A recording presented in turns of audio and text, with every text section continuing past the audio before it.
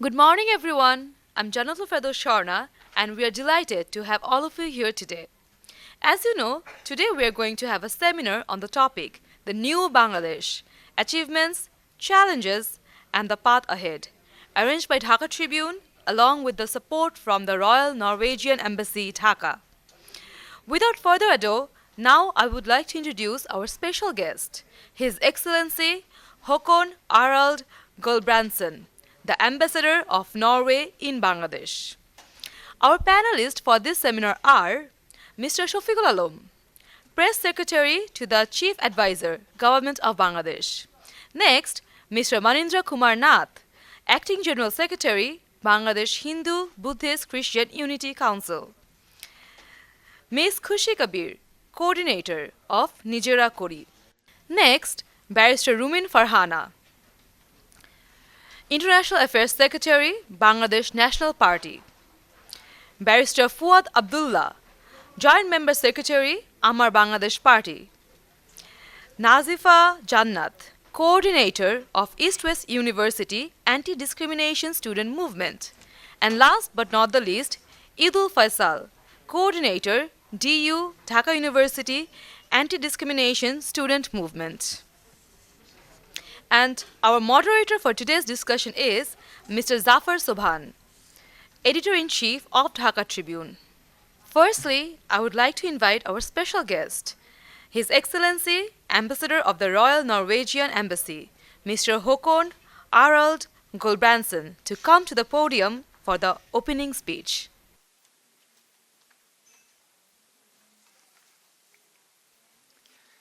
Thank you very much, distinguished panelists, moderator, and esteemed attendees. Good morning. It's an honor and a privilege for me to be able to speak in front of you in the new Bangladesh. A Bangladesh of real hope and also with some challenges. In fact, I joined the Norwegian mission here in Dhaka in late August, and the month of the watershed event in the history of this country. And ever since, I've learned a lot about the people, the country, its past, and its youth and aspirations. Bangladesh is a fascinating country with a vibrant, political, conscious population.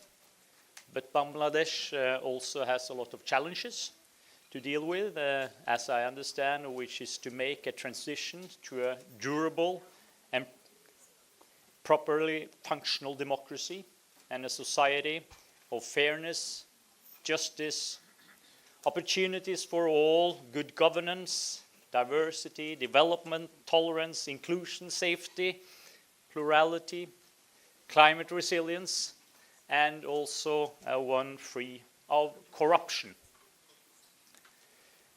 I've learned that the embassy here in Dhaka has been supporting our partner Dhaka Tribune for some years now in organizing vibrant and time-relevant political seminars to focus on the burning macro-level issues and relate those to mid- to long-term future of Bangladesh. And I'm happy that this time we are going to do that also with my participation as well. So almost every nation in the world has in their history some make or break moments.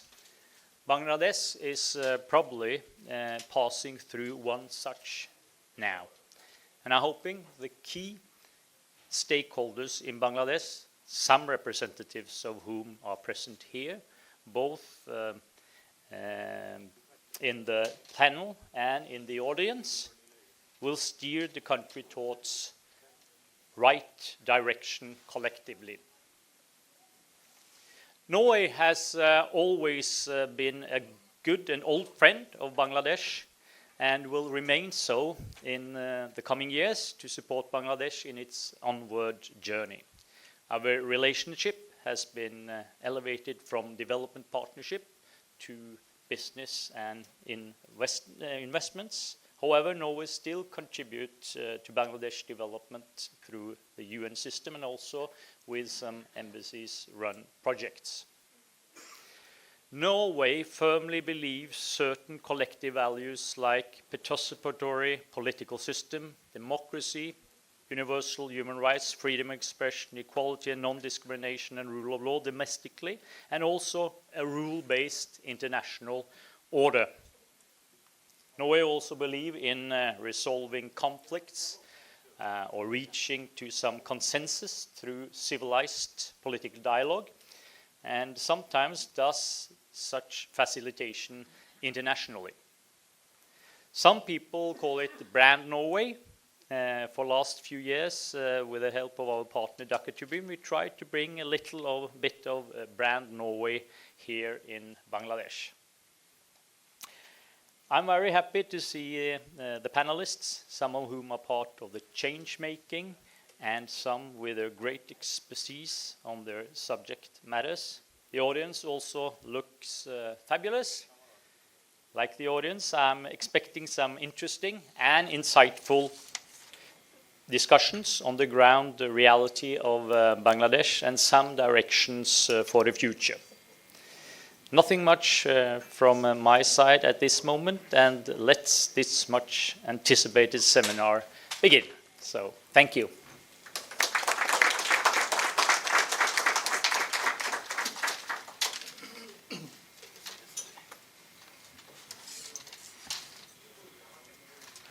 Thank you so much, sir, for your very kind words. And now, I would hand over the floor to our moderator to begin this discussion. Thank you. Thank you very much.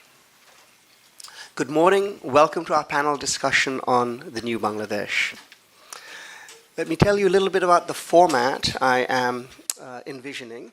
I think we'll have each of our panelists speak for about 5 minutes, and then we'll have a second round where we can respond to one another's initial comments, and I will also have comments for the panelists, and that'll take us through the first hour. Then the second hour, I would like to open it up to our audience here, because His Excellency has mentioned this is a very august gathering, and I think that many of you in the audience will be equally insightful, and he'll have as much to say as anyone sitting here on the panel. And we want this to be a conversation. We want to hear as many voices as we possibly can. So within the time constraints available, I will try and include as many people as I possibly can. But let's get started. The interim government has just finished its 4th month in office, and things are beginning to take shape. Shafiq Bhai, if I would like to start with you, if I may. 5 minutes does seem a little ambitious to cover the achievements, challenges, and the path forward is laid out on our shingle. But let's go with, what do you see as the primary challenges that the interim government is facing, has faced, and how do you think this challenge or challenges should be navigated moving forward? Just give us a little snapshot of where you see things right now. Thank you. So I would start by saying that what you saw in July and August was a seismic shift in our society, in the country. It's just like a 18th century earthquake which changed the course of the Brahmaputra river, and just I would say this is what we have seen. And this generation of young leaders, I think they are the smartest and most talented young leaders we have ever produced in our history. I know some of the young leaders of the 1990s movement. I know some of the leaders of who led the country to independence in 1971 and took part in the war. I would rate them, this young crop of leaders, more talented than the leaders of 1990 and 1971. In 1971, just months after we won the independence, we became restless. And what we got is eventually a one-party rule, and eventually that led to a long military rule. But this time, if you read the history, that was like blood-soaked. The 1970s, what we did was we were killing each other. That's quite clear. And in 1980 was a stagnant decade, and late 1980s, the young leaders, and the political parties, whatever political future they forged, didn't last long. And it just took 15 years before it unraveled, and Hasina just buried this political solution deep in the dungeon. So, but these leaders, I would say, they have a different vision. They are now talking about a different political settlements, and for the interim government, the biggest challenge is to facilitate that change, facilitate a political settlement that will be durable, just like the way, what Thomas Jefferson's and his friends, Madison or Alexander Hamilton did in the late 18th century for America. So we are beginning to see some debates. It's just, I would say, if you look back the constitutional debate in 1972, 73, well, there was hardly any debates. It's just like our constitution framers, they did some 1 or 2 debates and then eventually just wrote down the constitution, which we followed. But here, I would say, what we see is a massive debate. Debates happening, coming from every group of the society. From the minorities, they are raising their questions about their place in the society, and also we are witnessing some vocal fringe groups who are raising sometimes raising questions of voices of unreason, which obviously raising some concerns. So I would say the main challenge, main achievement of this government is, I would say, a smooth transition. A smooth transition that help a plane who caught in a turbulent weather in a smooth landing, which is nobody appreciate this smooth transition. I would say, just imagine when Obadul Kader told Parliament, I think in Parliament audiences, he said that if Hasina is ousted from power, there will be hundreds of thousands of people would be slaughtered. What we did, the interim government and the greater Bangladesh society, is that they acted responsibly, and believe me, I don't want anyone to be killed in violence, but whatever happened after post August 5, I would say I would appreciate what our political leaders, our society did to act responsibly, to manage, to bring minimize the bloodshed to a critical. If there are 10,000 people dead, this country would have there would be it will be hard for the country to take a reconciliation path, almost impossible. Now we can see disparate groups of the country can easily, I think, can forge a political settlement. Let's see what happens. And another thing is the recovery, helping restructure, reforming some of the institution. We have, the economy has recovered to an extent that it's no longer, the reserve is no longer bleeding. And we have stabilized the banking system, we can see some broader confidence into the banking system, into the whole economy. And if you see some of the, yes, there are some unrest in the garment factories, but this is very localized in some only few garment factories. But if you see the numbers, we are not manipulating, again, we are not manipulating any figures. The export figures is phenomenal. In September, it grew 7%. In October, it grew 21%. And in November, it grew 16%. You can see a broader growth. And in other parts of the economy, we can see just stabilization factor. And also, some of the changes we have brought, we didn't even need to do some massive reforms. All we needed was to bring the right guy for the right post. The central bank governor or the chief of the BIDA or the special, these are good guys. They are ready to, they sacrifice their times and they are now helping the government. I think we can see some early signs of that the economy is heading towards the right direction. And we obviously, this government's plan is to restructure the economy in a way that it can win back the confidence of the investors, in global investors. That's why, like, our main aim for the main of this government is to upgrade the labor laws in a way that top multinational top companies are like feel quite ready to invest in Bangladesh. That has, like, we haven't had major change in our labor laws for the last 2 to 3 decades. This is Professor Yunus thinks that this is one of his top priorities, to reform the labor laws, so that young girls who are coming to Dhaka from rural areas, they can see a future for themselves, see future their kids, future for their families, and others like obviously reform commissions. Like we have, Professor Yunus has set up 6 major reform commissions. We are expecting them to submit reports by 31st of December, and our aim is to take these reports and do a broader consultation with the greater part of the society and reach a consensus. We just want to know what are the deliverables, what we can actually deliver. We know that it's not going to end with one elections. We need major reforms, and it must go on for some years. You have seen, like in Nepal, they needed 8 years to ratify a new constitution.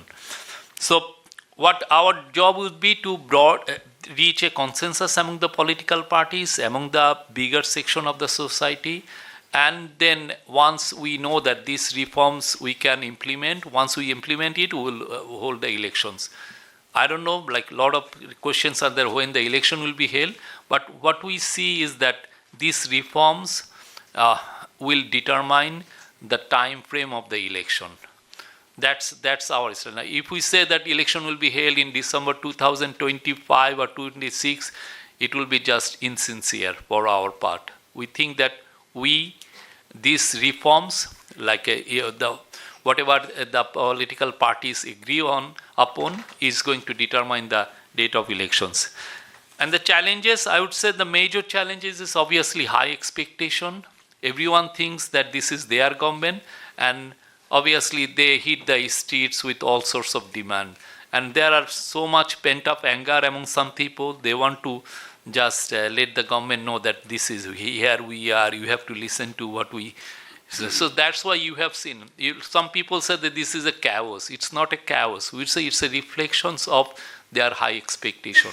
They want to register their demand in a way, and they know that this government won't be as brutal as Hasina, so they know that the police cannot open fire at them, or they cannot open lob tear gas at them. So that's why there are so many protests, so many groups of people coming with their new demands every day. And we will what we have done is that we invite them to for consultations, try to see whether their demands are logical, and try to meet their demands as far as the government can do. And there is a massive misinformation campaign. You have seen there is a, what we initially saw, that there are a misinformation campaign not only happening from India, but also some parts. Initially we saw some from China and also Russia. But now it looks like it's more about from the Indian media. What we have done is that we have invited all of them to visit Bangladesh, meet our people, meet the Hindu leaders, meet the minorities, to see what kind of country Professor Yunus has been leading over the last 4 months. But they are not interested. They don't sometimes in the last 4 days, I have spoken to more than 3 dozen Indian news outlets. But when you be determined what has happened, the kind of language they use, they think that Bangladesh has become a Talibanized country. Bangladesh has been captured by a radical Islamist, and this is it seems like we are talking to some walls without any ears, without any eyes. But we are trying our best. Bangladeshi society as a whole try their best to tell what has happened, to register tell them the changes, and we continue to invite people to visit Bangladesh, see for themselves. And also, there are vocal fringe groups in the social media. So sometimes they raises demand of the demand that that's not suitable for a democratic society. So that also raises some questions. So we think it's a very fringe group. We obviously, if there is a climate of debates, climate of flourishing debates, I think voices of reason will prevail, and Bangladesh will, I think, eventually emerge as a thriving democracy where all the people will see their future. Thank you.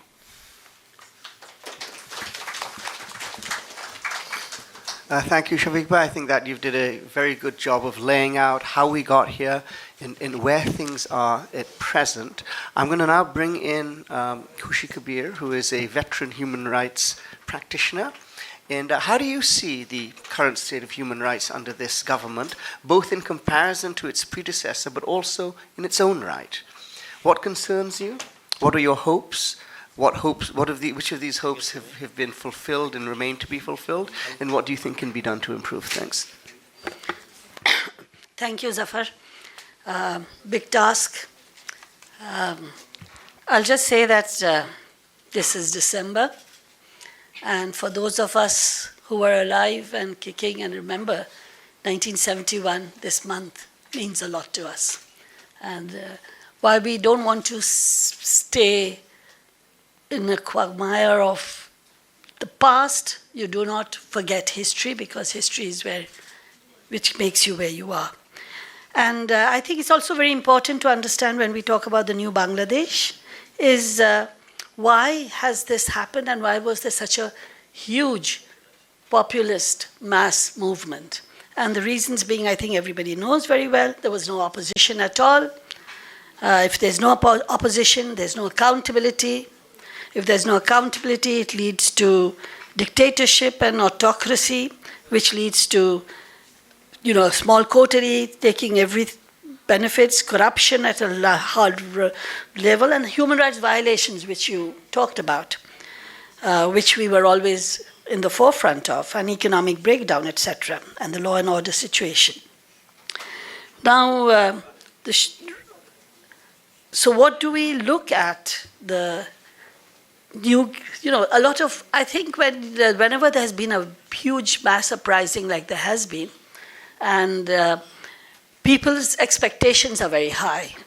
Their expectations are high for two reasons. One is they want that the past is not repeated. The second expectation is because this government is not aligned with getting populist votes to stay in power, they can take decisions and make decisions which are for the benefit of the most people of the country. So that is what their vision is, what I see should be.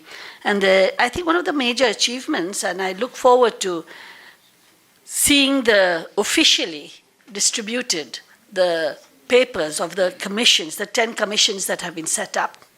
I will give credit that the 10 commissions that have been set up have been headed by, in most cases, by people of repute and people that people have a lot of respect for, and that they have tried to reach out in many ways to get different views and opinions. So it would be very, very much something that I look forward to, seeing that it's not that because I know people I get the report, but that it is publicly made available to all citizens who can then look at that report and see that report reflects what is being done, hold not just the current government to see what they can do, but especially when a new elected government comes into place and there's a parliament and laws can be made, that they can be held accountable to what the commissions have put forward and which are most relevant. So the people have a much stronger role in doing that. So looking forward to the public and easily available reports of the 10 commissions. And I think it's, I'll just be brief in saying that, the one positive thing is that the advisory council so far is known as not being people who have had a record of corruption, which is something that is important. And I just want to see that I hope this government is also bringing in more semblance of discipline to the bureaucracy and to the systems that exist, which made the past government very difficult to work with. Challenges are there, and most of it, which you're talking about, is in the human rights situation. In the human rights situation, I'll say, is there is an assumption or a presumption because of maybe the social media being as active as it is, because some of the media houses, etc., sometimes not being as open as maybe there is self-censorship, I do not know, but I don't see the kind of in-depth reporting being done now that one needs. And so what happens is individuals, because of some past, they may have past animosity for somebody or the other, have cases. And these cases are then mass arrests and mostly murder cases. I mean, murder cases, when you know that the murder cases will not stand in court eventually when it goes to court. So that to me is one of the major concerns. I'm not saying the government is doing it, but what comes out is because there's so many of this happening all over the country, that people feel that the government is not taking a hand in ensuring that the police don't start arresting any and everybody just goes and puts a case in and then that person gets arrested. So I think it's important that in order to keep our human rights positioning clear, the current government has to take a more proactive role in ensuring and distancing themselves and ensuring that the police themselves do not start acting, because I have heard many cases of corruption by the police people. I'm not talking about the government. But this, when the police are saying, if you give me so much money, I'll get your name out of this case, and then they give the money, and then it goes to another police station, and another case is put forward, that is harassment, and that also leads to. There's human rights violations, which I hear, I do not know because I don't have access to them, of people who've been arrested and who are not getting access to their lawyers to visit their family or even the phone calls that they're supposed to be able to do. Now, this is something, as I said, is I would like, and I would really like, because we have this government and we want this government to be able to do what the public want them to do because they've brought them into power, is ensure that these things are addressed and that they don't happen, because it just gives us, the country, the nation as a whole, a bad name. It should not appear that the major tasks that the whole government, the current government, is in tune with and agreed upon is just to demolish Awami League totally, because that's what it seems that they're all doing. Anyone who's in any way related to Awami League is being harassed. So I don't say it is the government that is doing it, but the messages coming out and the kind of arrests that are being done and the harassment that is being done and the human rights that even anybody who's in jail, prisoners, I mean, they are still under trial, are not being able to get hold of, the fear that people may feel, which may be unfounded totally. So there is need for the I think it's important for the government to take cognizance of this and see what can be done. So I just think that all these commissions are great, but also at the present, the government has to also acknowledge the fact that they have to, the kind of expectations everybody expected is not totally lowered down completely by this. And I know Manindra Nath is here, and he'll talk about the fear factor that exists. It's not that it's widespread. I don't think somebody who works across the country and with all different categories of people, all from all different walks. It's not that everybody is just being attacked just because of their ethnicity or their religion or their beliefs. But it should not appear so that anyone feels the fear that it could happen. And I think this is something that needs to be taken into consideration, that I think the government has to address that. Those are the areas and the challenges. Corruption in the police levels is what I have heard. I don't know about the other sectors. I've not heard about it so much. But being somebody who's working on human rights, I have had many instances of people saying of how the police are now being corrupt because there doesn't seem to be a proper discipline. And this is the biggest challenge, is how does the current government get a whole system of the bureaucracy and the government and everybody to be able to have a chain of command where things are clear and transparent, and that people are living without fear and can speak about it without feeling worried about, if I speak out, am I going to be next on the list? I don't fear, and I don't think that's true, that's why I speak out. But there are many who do feel that way, and I think it's very important. I'll just end in saying that the path ahead is inclusive Bangladesh. This is an image that I find many people abroad are beginning to think this is not an inclusive Bangladesh, and this is what the whole discussion was about, an inclusive Bangladesh. So an inclusivity is something that has to be not just be there, but it has to be perceived to be actually inclusive. So as a very senior lawyer once said, that it's not only that justice is done, but it must be perceived to have justice to have been done. I'd like to say that we need to see that inclusivity and the rights of all marginalized and all people are ensured, and it has to be seen to be as such that this government upholds. I have great faith and hope that the people who are in the government are people many of us know, and they are not people who are, rabid, extremists in any kind or the other, but that certain people can get away with making statements, and that gets a lot of,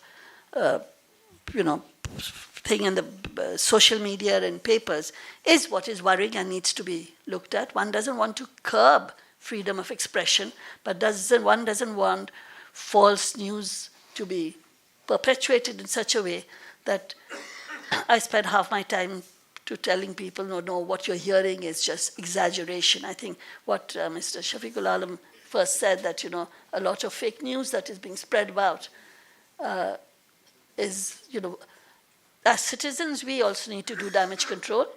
But I think this is something that by actions has to be shown that this is not happening.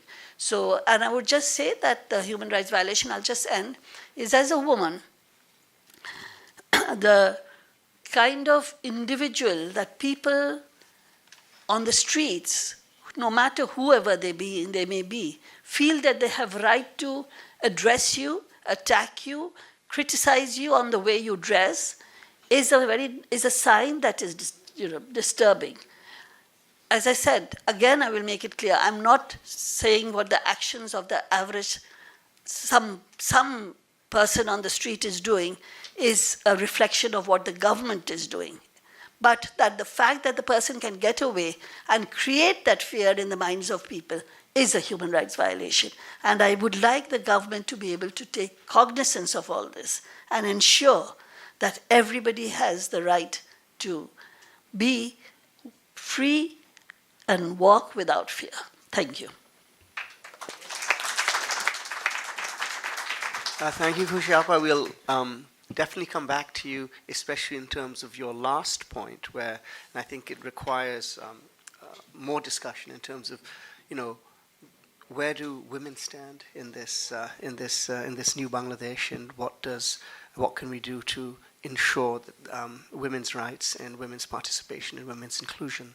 And Shafiq Bhai, we will definitely come back to you, because I'm sure you will have many of response to what she has. I would like to go through the rest of our panel now. Manindra, আপনি এখন একটু কথা বলুন please.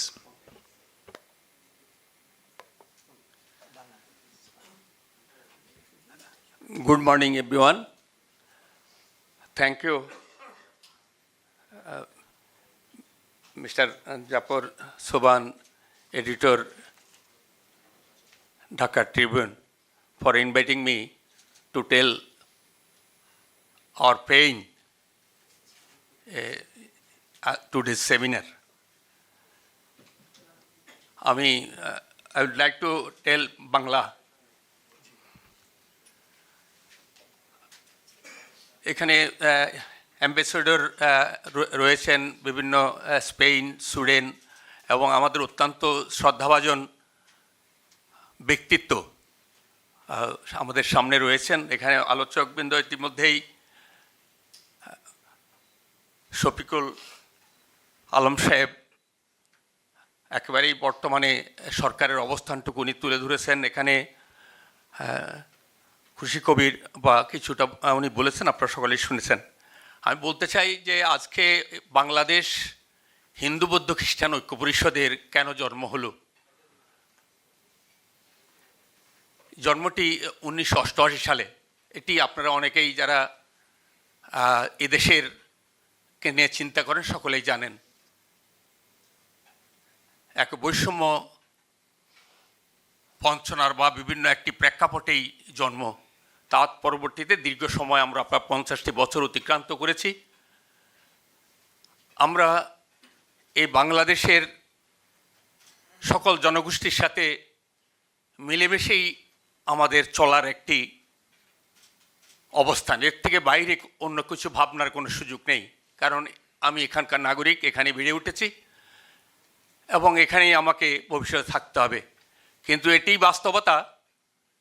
বাংলাদেশে আমি স্বাধীনতার পূর্ববর্তী সময়ের কথা যদি যাই, 47 তখনকার এদেশের ধর্মীয় সংখ্যালঘুরা, দেশের স্বাধীনতার সময় সংখ্যালঘুরা আর বর্তমানের সংখ্যালঘুরা একটু ভাবনায় নেওয়ার বিষয়টি রয়েছে। আমরা সেই 47-এর 30%, স্বাধীনতার সময় 19%, বর্তমানে 9%। ক্রমান্বয়ে এই ধরনের ধারাবাহিকভাবে কমে যাওয়ার কারণটা কি? এটি তো আসলে একটু ভাবনার বিষয় সকলের কাছে রয়েছে। আমি পুরনো জিনিসে খুব একটা যাব না। আমি যে জিনিসটি বলতে চাই, সম্প্রতি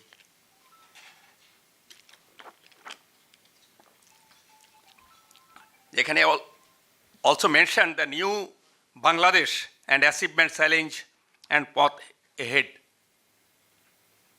সম্প্রতি যেই আন্দোলনের মাধ্যমে একটি সুন্দর দেশ, নতুন বাংলাদেশ আমাদের সকলকে আশার সঞ্চার করেছে। যত অন্যায়, নির্যাতন বা বৈষম্য সেগুলি উত্তরণের মাধ্যমে একটি সুন্দর বাংলাদেশ হবে এবং ইতিমধ্যেই সেই নামকরণটি এখানে এসেছে। এখানে তার অ্যাচিভমেন্টের কথা বলা হয়েছে। আমরা মনে করি এই নতুন বাংলাদেশের মাধ্যমে মানুষের একটা ড্রিম, একটি স্বপ্ন, সেটি মানুষের সামনে এসেছে এবং সুন্দর একটি সুশাসন তৈরি হবে। দেশে চলমান যেই সকল জায়গাগুলি বৈষম্যের জায়গা রয়েছে বা বিভিন্ন রকম মানুষের কাছে যেগুলি গ্রহণযোগ্য নয়, সেগুলি উত্তরণ ঘটবে। আমরা শুধু এই কয়দিনের কথাই যাই। এখানে আমার পাশেই শফিকুল আলম সাহেব রয়েছেন। 4 তারিখ থেকে 8 তারিখ এদেশের একটি ভয়াবহতা নেমে এসেছিল এবং জুলাই আগস্টের আন্দোলন আমাদেরকে আশা সঞ্চয় করেছিল যে বৈষম্য বিরোধী আন্দোলন, সেখানে কারা ছাত্র, সেখানে কারা যুবক, তারা একটি নতুন দেশ, নতুন আন্দোলনের মাধ্যমে একটি নতুন দেশের চিন্তা চেতনায় সেই আন্দোলনটি তারা করেছিল। আমি আজকে এখানে থেকে তারা যারা তারা নিহত হয়েছেন তাদের আত্মার শান্তি কামনা করছি এবং শ্রদ্ধা জানাচ্ছি। যারা আহত রয়েছেন, অনেকে হাসপাতালে রয়েছেন, তার মাধ্যমে একটা পরিবর্তন ঘটলো। কিন্তু এই পরিবর্তন আমরা যেটি লক্ষণীয়, সেই পরিবর্তনটি আমরা বিশেষ করে আমাদের কাছে একটা প্রশ্নবোধক এসে দাঁড়িয়েছে। আমরা কি দেখলাম? আমরা সেখানে সারা বাংলাদেশের প্রায় প্রত্যেকটি জেলায় একটি সাম্প্রদায়িক হামলা চলছিল, এবং সেই সাম্প্রদায়িক শুধু সেখানে চলছিল না, তা অদ্যাবধি চলমান অবস্থায় রয়েছে।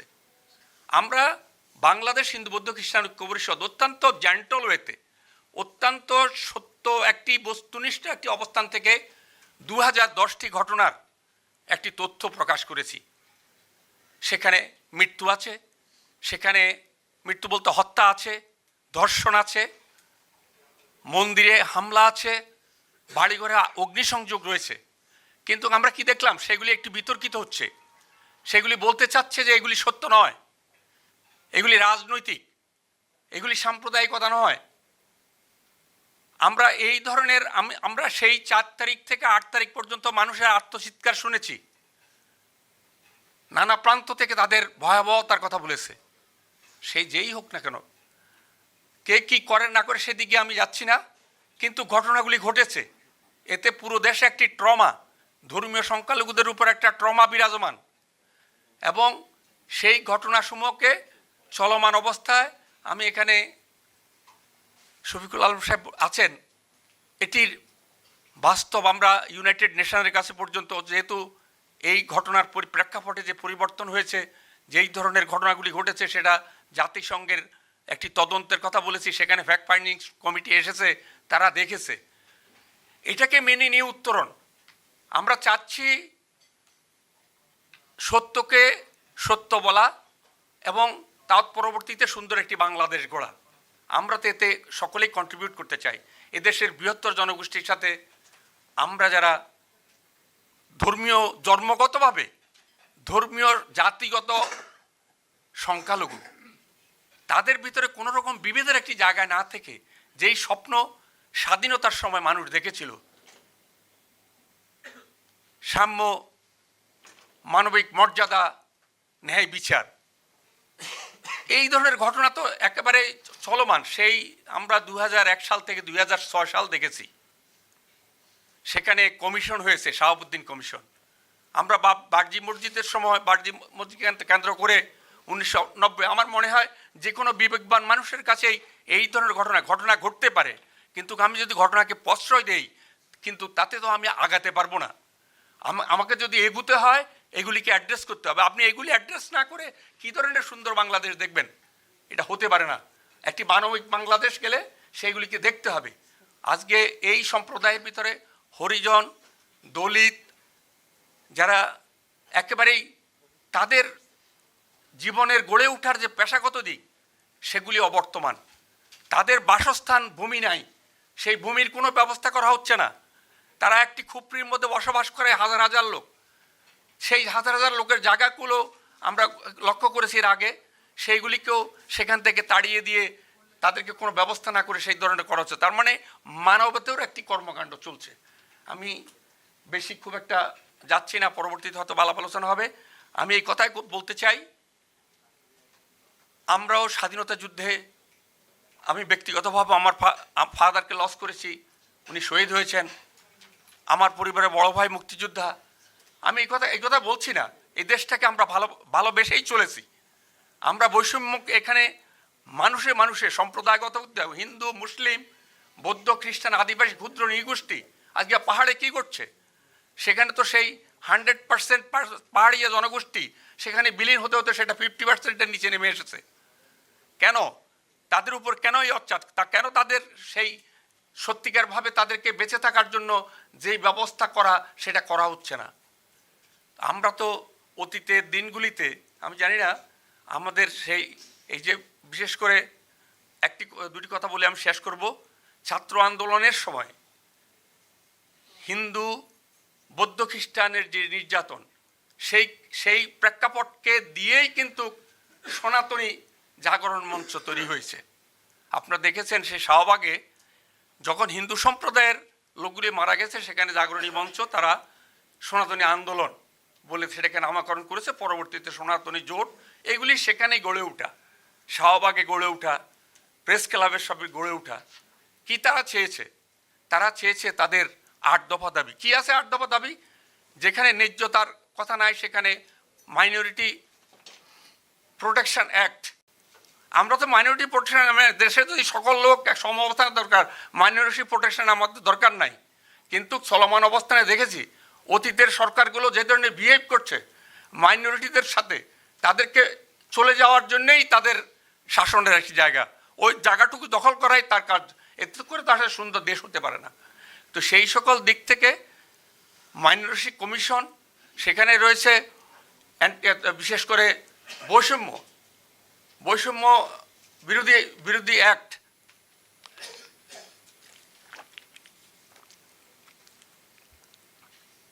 হিন্দুদের যে দেবত্ব সম্পত্তি, সরকারি একটি আইন সুন্দর করে সেটিকে একটু নিয়ন্ত্রণ করে তার একটি উত্তরণ ঘটাতে পারে।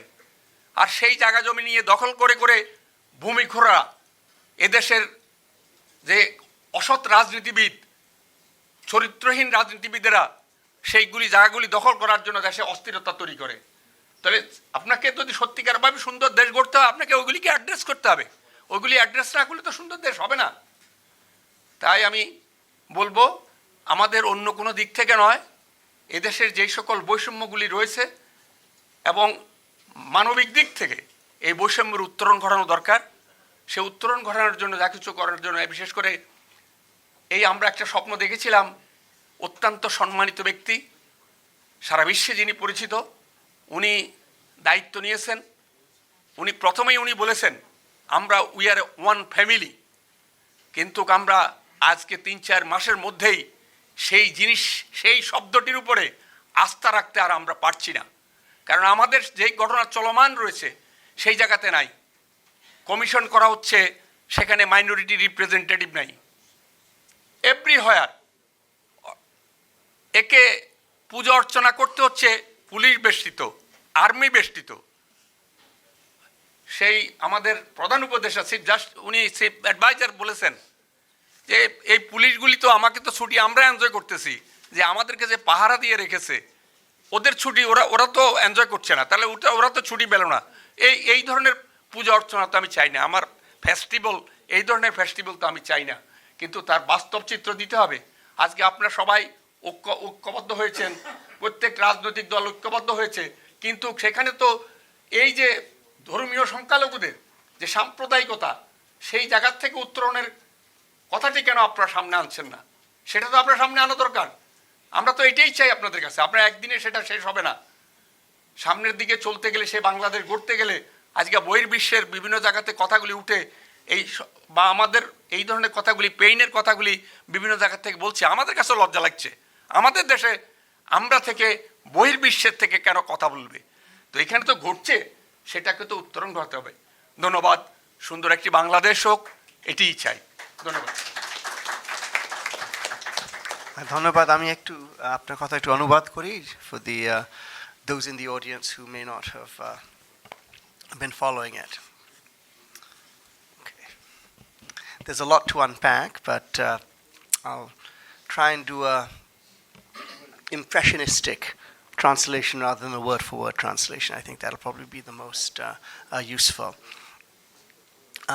Manindra began by talking about, he said, why did the Hindu, Buddha, Christian Oiko Porishad, why was it formed initially in 1988? And he said it came about because, there was a history, and you have to look at the context of discrimination and problems faced by the minority community here in Bangladesh. And what is their goal then? What is their goal now? He said the goal is very simple. They're simply looking for inclusion. They simply want to be on par with all of the other communities in Bangladesh, with equal rights and equal participation, equal representation, and equal status. But he said it's important for all of us in this room to understand, look back at the changes that have been wrought in Bangladesh since 1947, when we first got independence as East Pakistan, and then look at the numbers in 1947, the numbers in 1971, and the numbers today in 2024. In 1947, the minority community was 30% of the population. In 1971, it was 19%, and today it's 9%. He says the numbers themselves do tell a story, and we need to think a little bit about why these numbers have come down and what story is told in those numbers. Now, the Hindu community, he says that they are, and all minority communities in Bangladesh, very much hoping for a new Bangladesh. They have met this revolution, the uprising, the new Bangladesh, with a great deal of hope, a great deal of good feeling.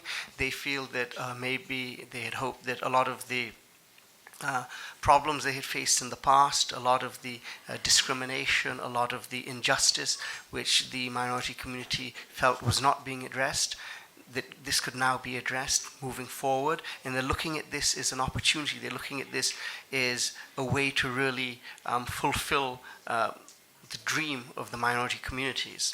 And they've looked around at what the students, the youths have brought about, and they feel that this is something which can be good for all Bangladeshis. And we're building a new country here. And he did take time to pay honor to the injured and the killed in the July and August uprising.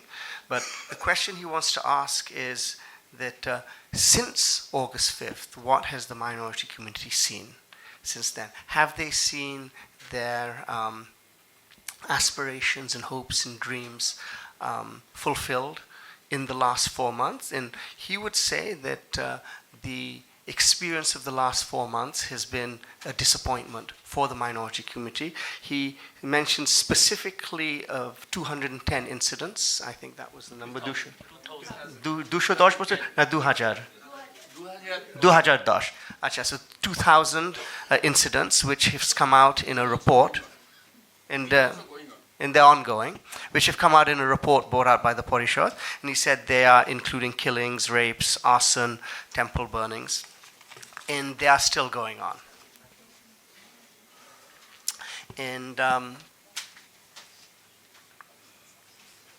And he feels that it's incumbent on the interim government to really address these issues. And he feels that rather than having these issues addressed, what they're hearing is denial, people saying, well, it didn't happen, or if these incidents did happen, they were not communal incidents. And it says in the past there have been communal incidents 2001, 2006, but he feels that at this particular moment in time in the history of Bangladesh, there's a unique opportunity for us to really address these issues. And that was the hope of the minority community when this government came to power. And they're very much hoping that when we talk about a new Bangladesh, that a big part of this new Bangladesh can be the inclusion, the full inclusion and the full participation of the minority communities. He says that they have a great deal of respect for and hope on Professor Muhammad Yunus, who is heading the government, and they're very hopeful that he has said that we are all one family here in Bangladesh, and they feel that the rhetoric which is coming out, or which came out initially, was the rhetoric which they wanted to hear, but they're not feeling that enough is being done to protect the minority communities. And they feel that as this movement, if you look at the July-August movement, is a movement of there's an anti-discrimination student movement. If anti-discrimination is to be at the heart and center of the new Bangladesh we're creating, well then obviously anti-discrimination in terms of making sure there's no communalism, anti-discrimination against minority communities, making sure that minority communities and their well-being are at the heart and soul of the agenda of this new government, needs to be put front and center. That is what they're hoping. That is what they're hoping to see. That's what they're hoping we will. And they say, they don't want to create any kind of a problem. They believe in this new government. They believe in the revolution of July and August. What the minority community would like to see is that they are fully included in the vision for Bangladesh going ahead. So I think that, and we'll come to other people that will have comments on this as well, and we'll have another round. But Rumeen, let me come to you now. Where does the BNP stand in all of this? There are issues of reforms versus elections. How long will the government stay in place? Will these reforms take place before the elections or after the elections? And indeed, if the elections are to take place, if the reforms are to take place after the elections, what guarantees do we have? You know, we're seeing many problems right now in the court system, elsewhere, and some of these problems, even BNP workers in BNP members are behind. So how do we ensure that after elections, we don't go back to the bad old days? I think that's the real question everyone wants to know, and we'd be very interested to hear what you have to say on that. Thank you so much, Zafar. Very good morning to everyone. একটা নির্বাচনের জন্য BNP কথা বলছে এবং বিএনপির সাথে অন্যান্য রাজনৈতিক দলও কথা বলছে, কিন্তু একটা নির্বাচন কি আসলে সকল সমস্যার সমাধান করতে পারে? পারে না। পারে না, সেটা প্রমাণ হচ্ছে দীর্ঘ 50 বছরে আমরা বিভিন্ন সময় নির্বাচন দেখেছি, নির্বাচিত সরকার এসছে, কিন্তু ব্যবস্থার কোনো পরিবর্তন হয়নি। আমি একটা লেকচার শুনছিলাম গত কয়েকদিন ধরে, রবিনসন এবং মাগলুর ওয়াই নেশনস ফেল। একটা রাষ্ট্র কেন ব্যর্থ হয়, একটা রাষ্ট্র কেন গরিব হয়, একটা রাষ্ট্র কেন সফল হয় এবং একটা রাষ্ট্র কেন ধনী হয়? Is that because of their geographical position or lack of resources? No. এটা হচ্ছে রাজনৈতিক policy, the political policy, the decision that the politicians make. So, আমার দেশে গত 50 বছরে আনফর্চুনেটলি আমরা এমন সরকার আনতে, এমন কাঠামো তৈরি করতে ব্যর্থ হয়েছি যেটা এই রাষ্ট্রে সকলের জন্য সমান সুযোগ তৈরি করে, এবং সেই সুযোগটা হয় ন্যায্যতা, যোগ্যতা এবং তার যে এবিলিটি টু পারফর্ম সেইটার ভিত্তিতে। সেই কারণেই একটা খুব চমৎকার এক্সাম্পল আছে এই বইতে। কেন বিল গেটস হতে পারছে আমেরিকাতে, এবং কেন কার্লোস স্লিম মেক্সিকোতে গিয়ে ধনী হতে পারছে? বিকজ বিল গেটস একটা এমন সমাজে বাস করে, এমন রাষ্ট্রে বাস করে, যেই রাষ্ট্র সকলের জন্য তার যোগ্যতার ভিত্তিতে সমান সুযোগ তৈরি করে। অন্যদিকে কার্লোস স্লিম এমন একটা দেশে জন্মেছে, বেড়ে উঠেছে, যেখানে সে চাইলেই ম্যানিপুলেট করে নানান রকম অসৎ উপায় অবলম্বন করে সে ধনী হতে পারে। সো আমি যখন এই লেকচারগুলো শুনছিলাম, বতসোয়ানার কথা এসছে, আমার কাছে মনে হচ্ছিল আমি ওয়াই নেশনস ফেইলে বাংলাদেশের কথাই শুনছি।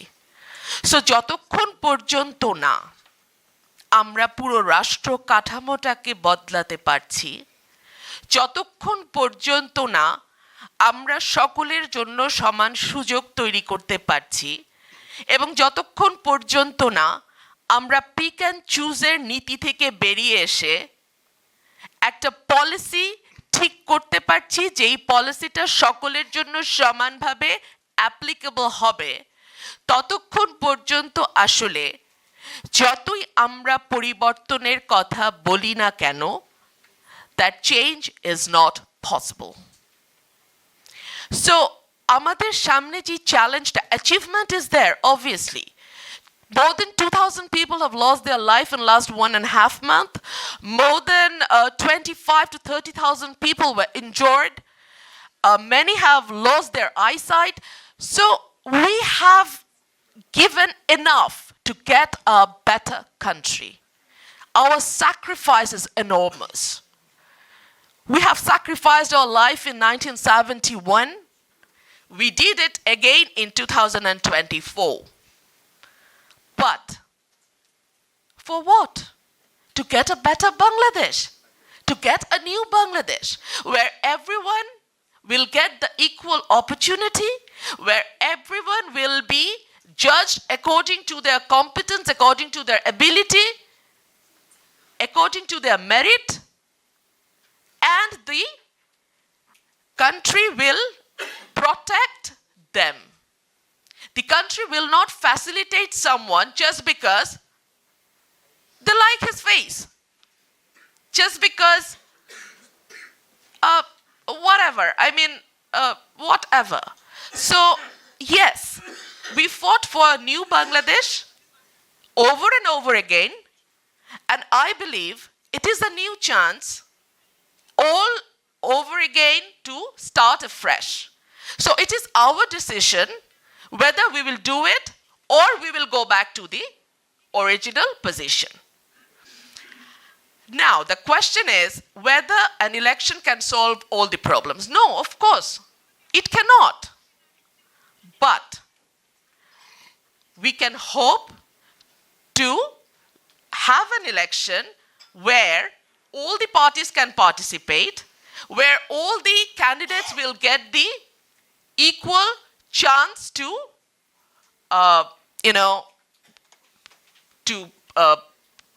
participate in the election, where the parties will get the fair chance, and where there is a level playing field.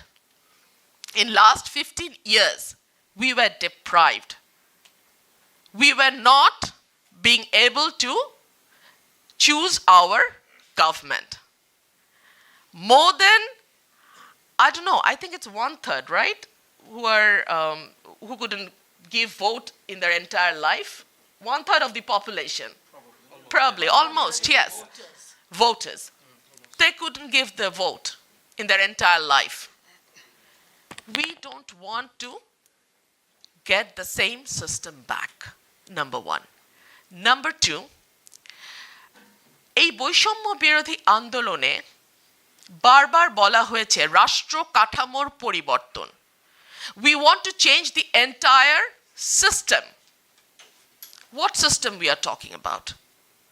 We are talking about a system where I will get equal opportunity. I will be judged by my ability and competence and nothing else. And I will flourish like anyone else in the society. So, এই যে একটু আগে আমার ভাই কথা বলছিলেন, he was talking about the minority situation in Bangladesh. Let me remind him very candidly. I have a data. In 2021, during Puja festive, there were attacks in 570 Puja Mondop. There were attacks, 9 were brutally killed, and the attack was taken all over in Bangladesh, especially in 27 districts. আমি কিন্তু দীর্ঘ 15 বছর বিভিন্ন জেলায় বিভিন্ন সময় সফর করেছি, বিকজ বিভিন্ন জেলায় বিভিন্ন সময় মাইনরিটির উপরে যে অ্যাটাক হয়েছে, আমার দল আমাকে দায়িত্ব দিয়েছে সেই জেলাগুলো সফর করার. For example Thakurgaon, Kalmakanda, Comilla, Brahmanbaria, Nasirnagar, Jessore. এই জায়গাগুলোতে আমি দেখেছি কিভাবে মাইনরিটিদের উপরে হামলা হয়েছে, তাদের বাড়ি ভাঙচুর হয়েছে, তাদের বাড়িতে আগুন দেয়া হয়েছে. বাট খুবই দুঃখজনক যে আজকে আমি আমার ভাইদের যতটা ভোকাল দেখছি, 15 বছরে আমি তত ভোকাল দেখি নাই.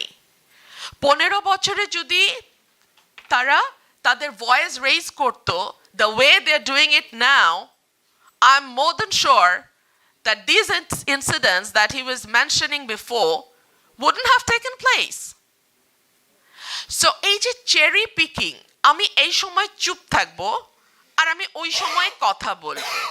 আমি এই সময় আমার রাইট না থাকলেও আমি কিছু আওয়াজ দিব না, বাট ওই সময় আমার রাইট না থাকলে অফকোর্স আমি খুবই জোরে আওয়াজ দিব, যে আমার সাথে সাথে আমার আশপাশে নেইবারিং কান্ট্রিও আওয়াজ দেওয়া শুরু করবে। That is called cherry picking, and that will never give you safety and security. So যখনই আপনার মনে হবে আপনি আওয়াজ তুলবেন, আওয়াজ তোলাটা জরুরি, তখন আসলে সরকারে কে বা আপনার পছন্দের কেউ দায়িত্বে আছে কিনা সেটা না দেখেই আওয়াজটা তোলা উচিত, সো দ্যাট আপনার ভবিষ্যৎ দিনগুলো অনেক বেশি নিরাপদ হয়। সো আমরা একটা নতুন বাংলাদেশের স্বপ্ন দেখেছি। এই বাংলাদেশটা নতুন প্রজন্মের বাংলাদেশ, এবং এই নতুন প্রজন্মের বাংলাদেশে আমরা নতুন রাজনীতির কথাও বলতে চাই। Unless there is a reform in our politics itself, we will obviously go back to those old days. Nothing will be changed because, politics is everywhere. Nothing is personal. Everything is political. So, unless the politics has changed, you cannot expect a better future, you cannot expect a better Bangladesh, you cannot expect a new Bangladesh. And obviously, last but not the least, election cannot change everything, but of course election can be a good starting. And if we can establish a system where in every 5 years we get an election where people can vote freely, where the election is free, fair, and inclusive and participatory, then obviously the politics will start changing. Trust me. Within a day or a month or a year, it's not possible to bring an overall change. It will take time. It took 50 years for Bangladesh to come to this point. So, drastically you cannot change anything. It takes time, and we need to give some time to our politics. But we should think about the positive changes from now. Unless we do so, we will fail again. Thank you. Thank you, Rumeen. Fuaad, why don't you go ahead? Thanks, Zafar, Dhaka Tribune and Royal Norwegian Embassy. Achievements-wise, I shall say that we had a glorious declaration of independence read out on 17th of April 1971. And our founding fathers had a clear vision, the country they wanted to see happening. It had aspired for a republic that shall be free, democratic, pluralistic, inclusive, open, and of course elected governance shall be here. A republic shall be governed through glorious principles of equality, human dignity, and social justice. Sadly, looking back to that 3 years of history, that republic is yet to be materialized. And what the July and August uprising had done, that simply affirmed that aspiration for First Republic had failed. So it's a declaration that a new republic is to be born. Born not as devout of the First Republic, but as an extension of the First Republic. And we've seen many occasions across the world, even in France, Hungary, Poland, and different other countries, there are many republics have been built on the value system that the changes have happened in the past. So what the achievement is to me of this monsoon uprising is the paradigm shift of thought that what we have failed and we'd like to aspire for, and what the founding fathers had aspired for. So the achievement is the First Republic had failed. However, basis of the principles of the First Republic, a new republic is to be built. Second achievement is, if you look at the street protests of June, July, and August, I haven't seen so many girls and women being part of street movement, not only in Bangladesh, not only in the South Asian countries, even in the Western countries. I've lived there for many years. So many girls and women, given the cultural background of a very conservative Muslim majority country, it was phenomenal. And that gives the voice that it's a country of all of us. Even there are members of minority community have given life to, although we haven't seen our neighbors to be bothered about it, although they are bothered about many things afterwards. The third achievement is the essence of the youths as the deciding factors. Sadly, in the last 53 years, we have seen the elders, the old-fashions, the expired, the retired pensioners have been deciding the fates of the youths, who have no connections whatsoever, what they feel, how they eat, how they aspire, how they look like, how the AI and the digital world will decide their future. They have no connections whatsoever. This is the first time in 53 years of history, the youths are the deciding factors of the Republic. So these are huge, phenomenal paradigm changes and achievements that we have seen over the last few months. With regard to the interim administration, I agree with Shafiq Bhai. There are many expectations than achievements itself can carry the burden, because the deprivation of 16 years suddenly turned into the ocean of expectations over the months. Now, we have seen already close to 80 sabotage are to be dealt with by this interim administration. Can you imagine all those demands were hidden under the snowballs, suddenly came out to the surface. And suddenly every quarter of the society came out to the streets protesting, well, these are the demands to be fulfilled. And now, immediately, without any further delay, otherwise I will feel discriminated. This is the kind of feelings that we have seen it. Now, given the institutions collapsed, we hardly had any better institutions though.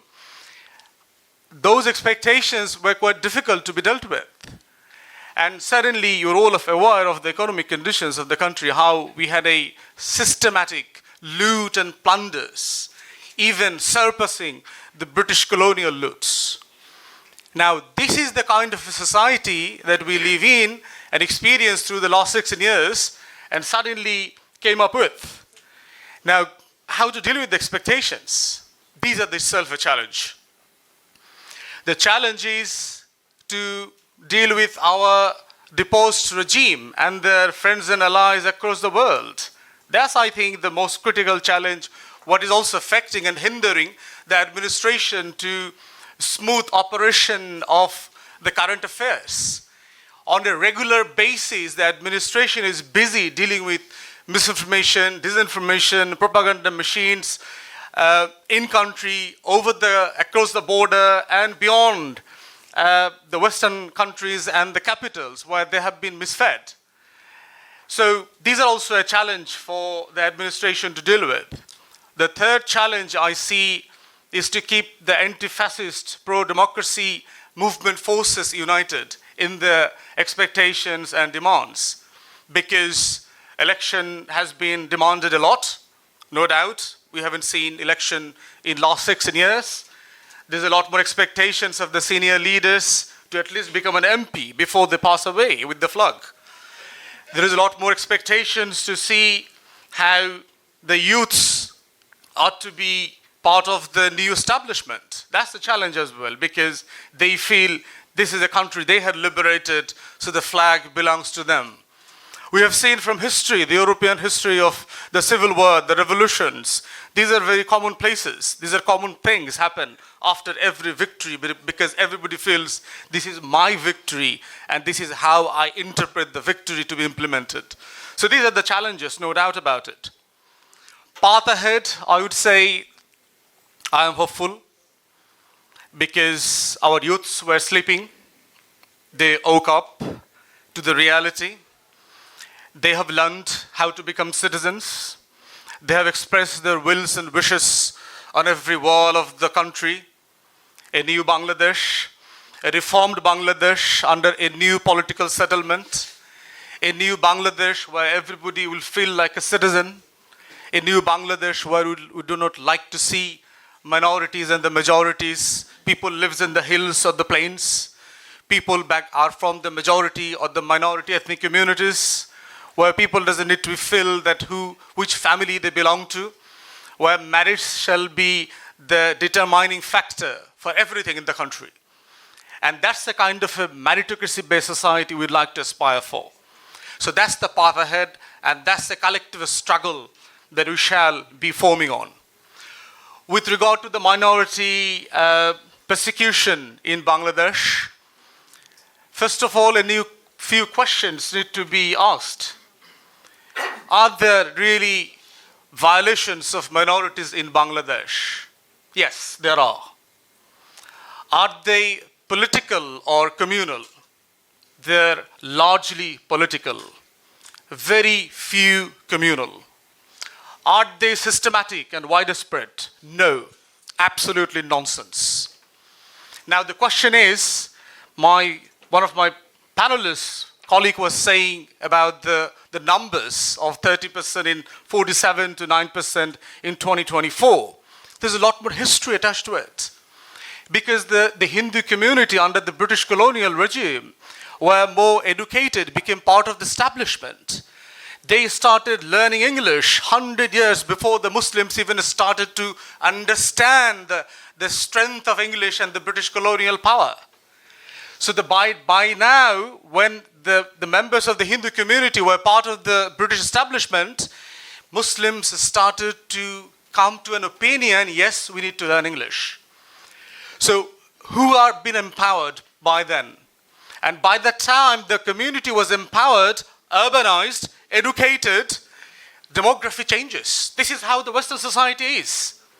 Where the poor families are more, they have more families, more children. So the urbanization, education, empowerment, being part of the political establishment, Hindu community was much ahead of the Muslims in the subcontinent. This is a phenomenal reality of demography. Now look at the Western countries, why they need migration. Because the white people are not bothered about children, they're bothered about money, materialism, capitalism. That's how it works.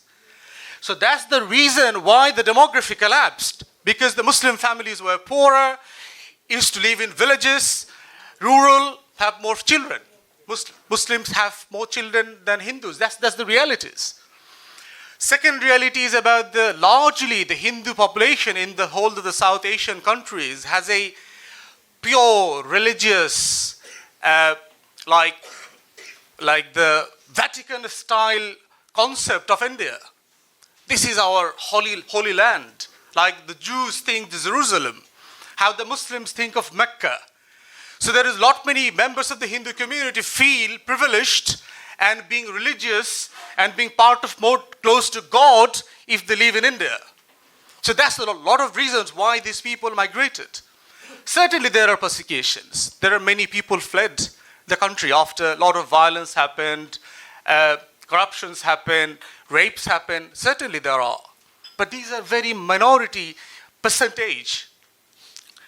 And fourthly, about pure choice.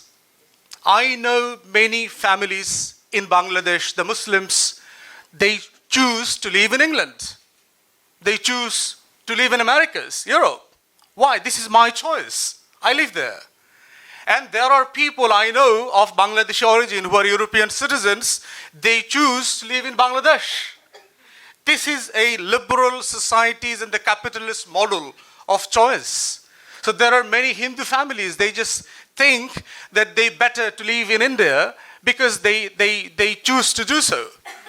And that's why what we have requested when we met the chief advisor to form a minority commission. Not only to look into the members of the Hindu community, but also all our 72 ethnic minorities, to understand their deprivation, their frustration, their loss of expectations, their fear, their lack of security. We need to understand as a country and a state. And once that is understood, only then we can form ways and process to make our way through to the future. And the chief advisor agreed to do that. Shafiq Bhai is here. I would like to say this has been conveyed months before why a minority commission has not been formed yet. That is something I would like to know, because we advised it at least 2-3 months before. Otherwise, facts and fictions cannot be distinguished. Once we have facts, Bollywood script can be dealt with. What we have seen, a classical Bollywood scripts of fictions of minority persecution in Bangladesh, it doesn't exist. Like Rumeen, my learned colleague, I also travel across the country. I have visited those so-called temples being bulldozed and burned. Lies.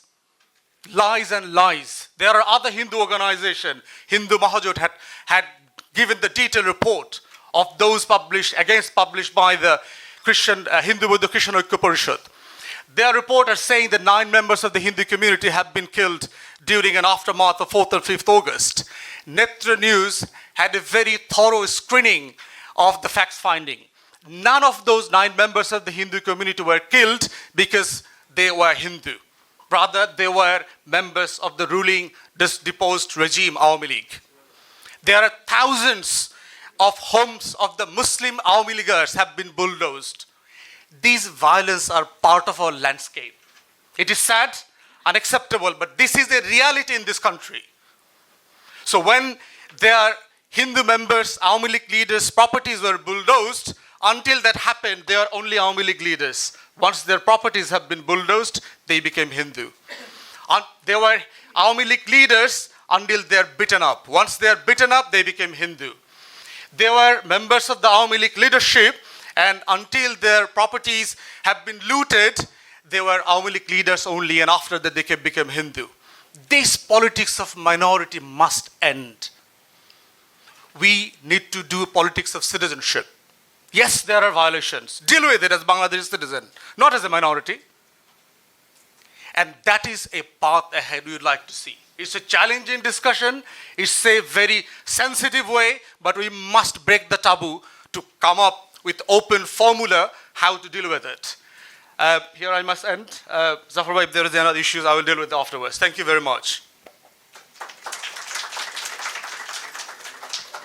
Thank you. That's a good segue. I will definitely come back to our other panelists. But before we do, we have 2 representatives of the student movement, 2 student leaders with us. So one after the other. Who should I start with? Nazifa ke? Apni shuru karan.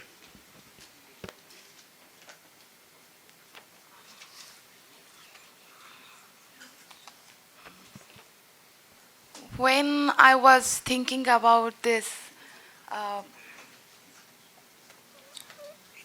title, I just went through a blink of my experience that during January, when the election was taking place, I was thinking in that time, everyone is just so peaceful. There is no any type of thinking that what is going on. But we were feeling that repression inside us, that in our country, our government, the government of autocratic Sheikh Hasina, they are just ruling Bangladesh for so long time, and people just have no any kind of reaction to it. Election took place, and we saw that in that day, nothing happened. The media, the reaction of people, and all the political parties. So there was nothing different from any other day. It was maybe 7th January. So in that day, when the day coming to end, and we were we saw that, okay, she is going to be elected for this time again. And I can remember that in that night I couldn't sleep. That how this type of situation can happen. in my country. That we all know that how she is dealing with the election. It was corrupted and it was a dummy election, but she won it, she made it. So I can remember that after that day, I had a thought in my mind that we need to face it. Before, I am also a political activist. So before the election, we tried so hard how to make it possible that we wanted to fight it. That she was so furious in her work that she wanted to make it at anyhow. In Bangla, I can remember she said one thing, Doshta Hunda, Bishta Gunda, Nirbachon Thanda. I don't know how to translate it in English, so I can remember it, she said it. So after that, we had that repression inside us. After January month, our political activist was so frustrated that what is going on? We can't do anything towards our work or towards this towards the activities of Awami League's government. After that, when I would say that the youth of Bangladesh were not sleeping, they didn't have that chance, because during this timeline of Sheikh Hasina, students were so oppressed and they couldn't make their voice. And they were going through a depoliticization. We haven't had that chance. Few of us wanted, we tried so hard to make it possible that we wanted to make the idea that, okay, the thing she is showing to us that about those development and all these phenomenon of her government, that was a lie. But we couldn't make it possible. After that, when this July-August mass uprising happened and we started our movement, we didn't know that we are going to a path ahead to state reformation project. First of all, it was quota reformation thought in our mind, and after that, what happened? You all know about the horrific situation of that month, those long-lasting 36 days. We said that it 1st July to 36 July, right? We didn't say that it was 5th August. So that was the thing. After that, when we are, and I would say that, yes, obviously, the students were the vanguard of this movement. And after this, when we talk about the challenges and the achievements, firstly, I would say that the achievement of this movement was that our collective experience, the way we fought against that autocratic government, it was not only students, there were many sections of people from different area of Bangladesh. So I would say that it was a very crucial experience for us, that as a collective we are so strong that nothing couldn't stop us. So I would say that it is one of the most important achievement of this time. And after that, what I see now is that before 5th July month, people were in a fearful condition that they wanted to speak what was in their head, but they couldn't talk. But in this time, we are seeing that people are more interested to political conversation, political reformation. So this is a very positive sign, I would say. And that, and we are talking about that reformation, that is also a positive sign.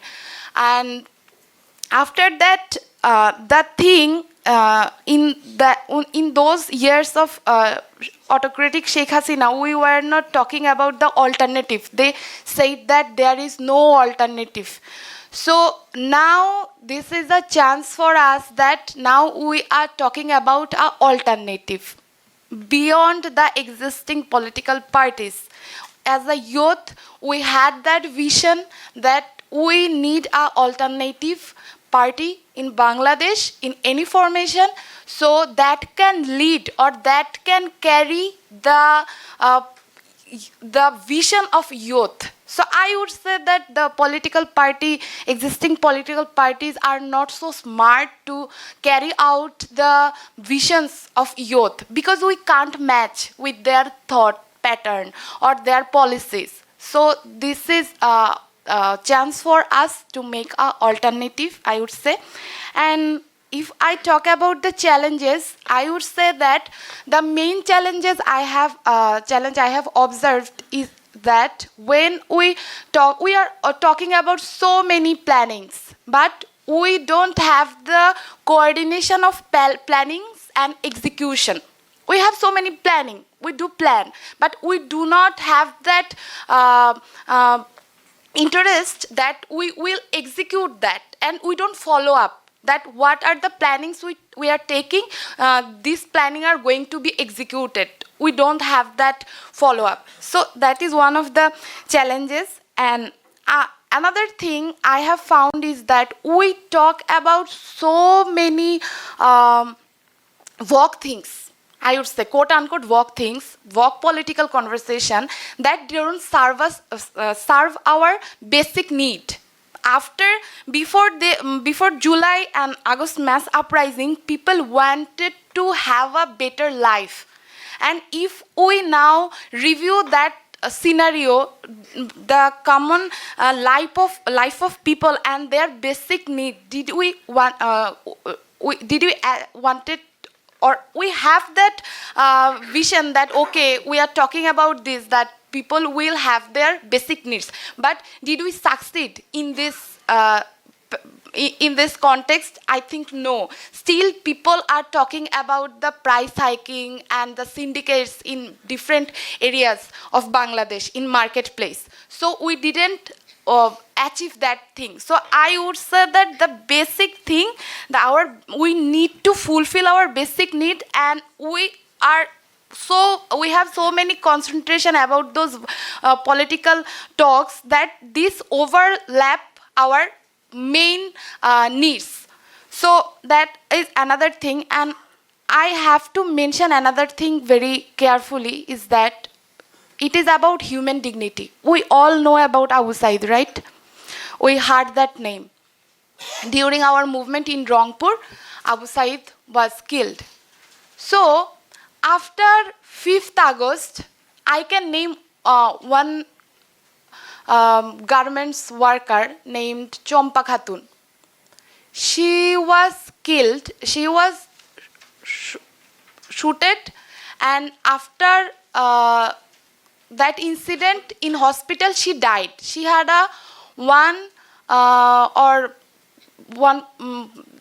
year's child she had. So why I am talking about these two people? Because Abu Said wanted his right. He wanted to reform quota system. It was his right to have a demand, right? In case of Chompa Khatun, she is a garments worker. She was deprived of her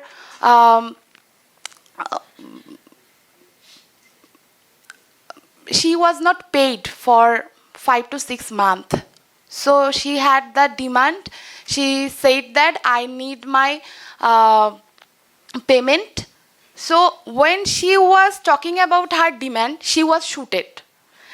The scenario is different in case of Abu Said, but the ground is same. Abu Said was also talking about that I have a demand, I need quota reformation. And in different scenario, Chompa Khatun was saying that I have a demand, I need my payment. But both of them were shooted. Abu Said was spot dead and Champa Khatun was dead in a hospital.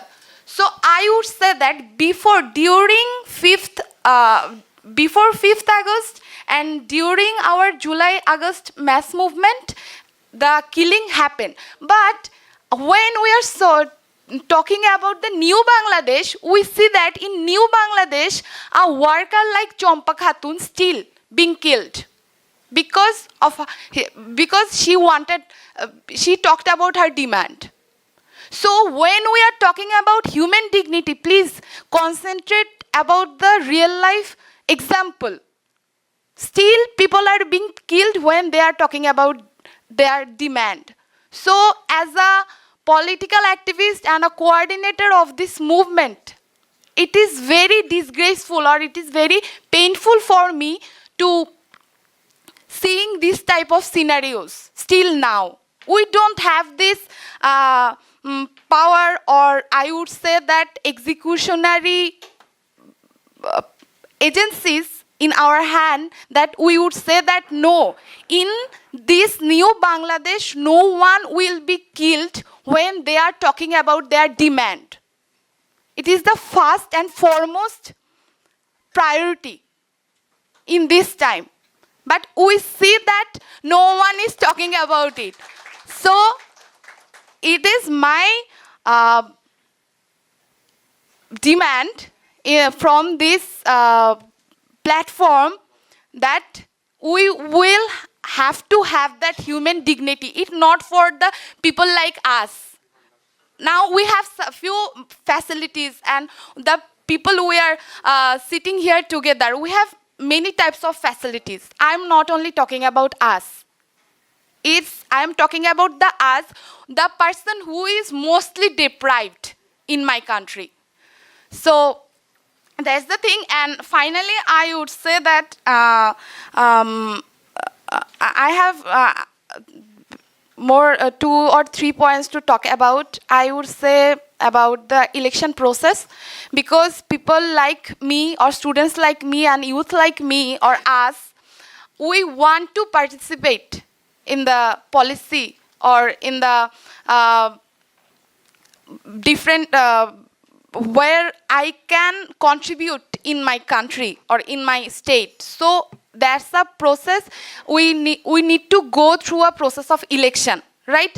So in election, we see that there are many, we all know about it, that money and power muscle is very crucial in this system, that we heard about it, that we need lot of money when we need to, we want to connect with the process of election. So I would say that to make it, we should make it possible that students or youth who has that spirit to contribute in the new Bangladesh, but they don't have that much money and the power mechanics in their hand. So I would say that our collective move to make it possible that money and power muscle would not be the first priority in election process. It would be the leadership,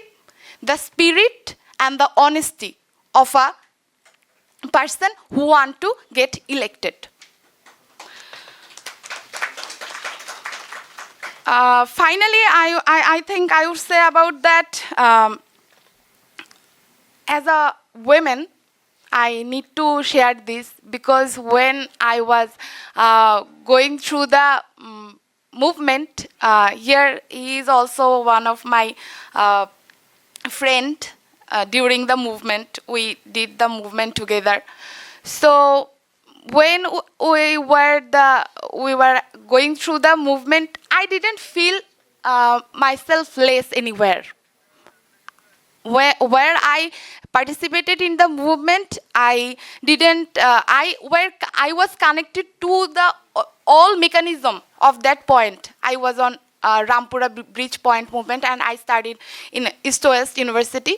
So in that part, I knew how to make it possible to sustain our movement. From 10th July to 5th August, I was on that spot and in my university.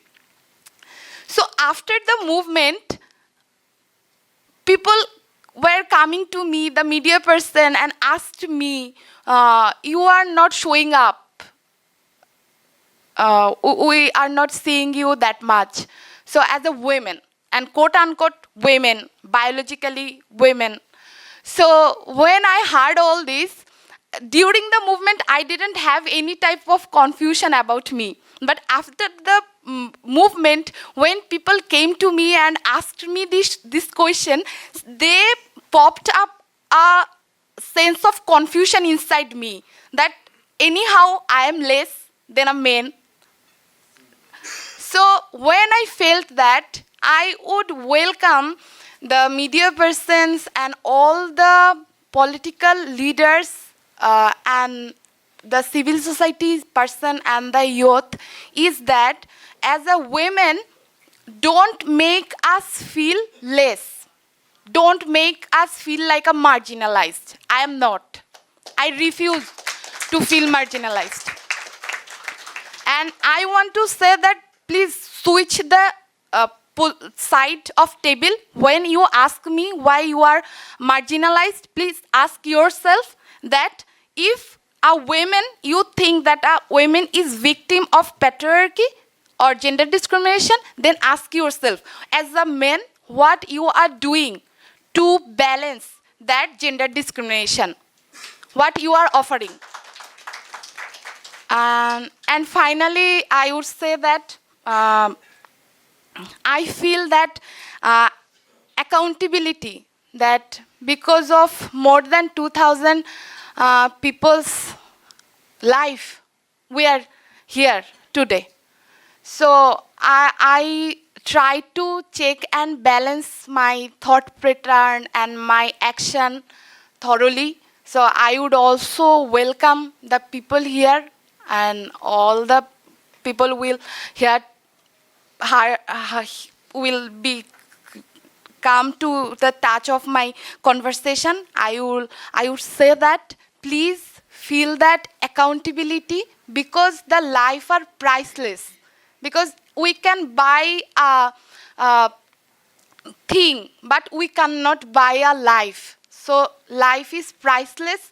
We don't want to lose any of us again because of this polluted political policies.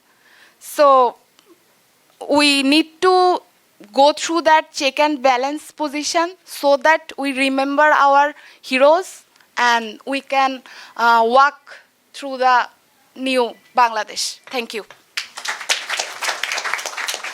Thank you, Nazifa. Eidul, please, go ahead. Hi, good time, peace be upon you. As Nazifa was saying, you may know 16 days of activism against gender-based violence is going on throughout the world.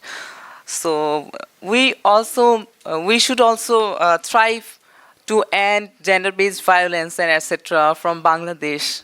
It should also be a priority in new Bangladesh. It's of course a new Bangladesh. Though we may not say it revolution, but still it's new. And I also pay tribute to the people who are martyred all the time, who struggle for all the time throughout the world for freedom. Nazifa mentioned many things, but I'll finish shortly.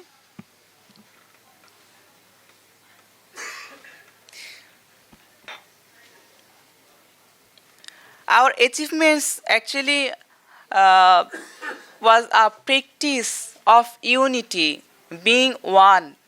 I find it as an achievement of the July-August mass uprising.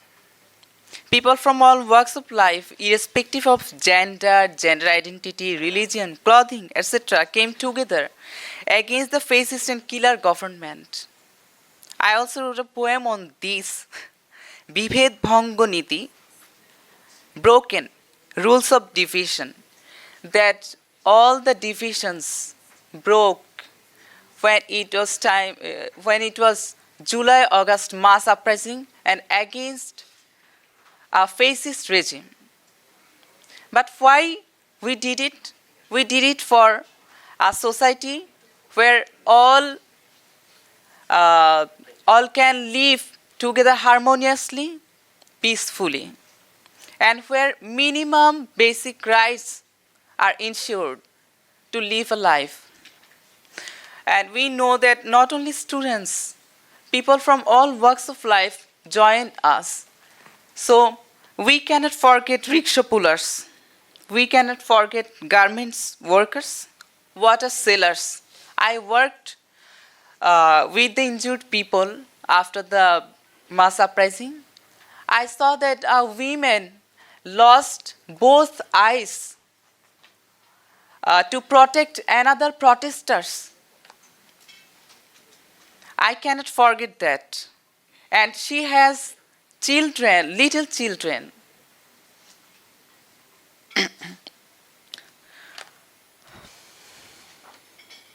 However, through this July-August mass uprising, young people are more politically conscious now. The challenges are that now we can see that the unity started to a bit fall, as Hasina is no more. We were united against Hasina, but now there are many opinions, paths, so it's normal, I think. The challenges are that throughout the fascist regime, the whole system was destroyed, as we all just hear from others. So it needs time to reform it. But how can we do it? We can do it through mass dialogue.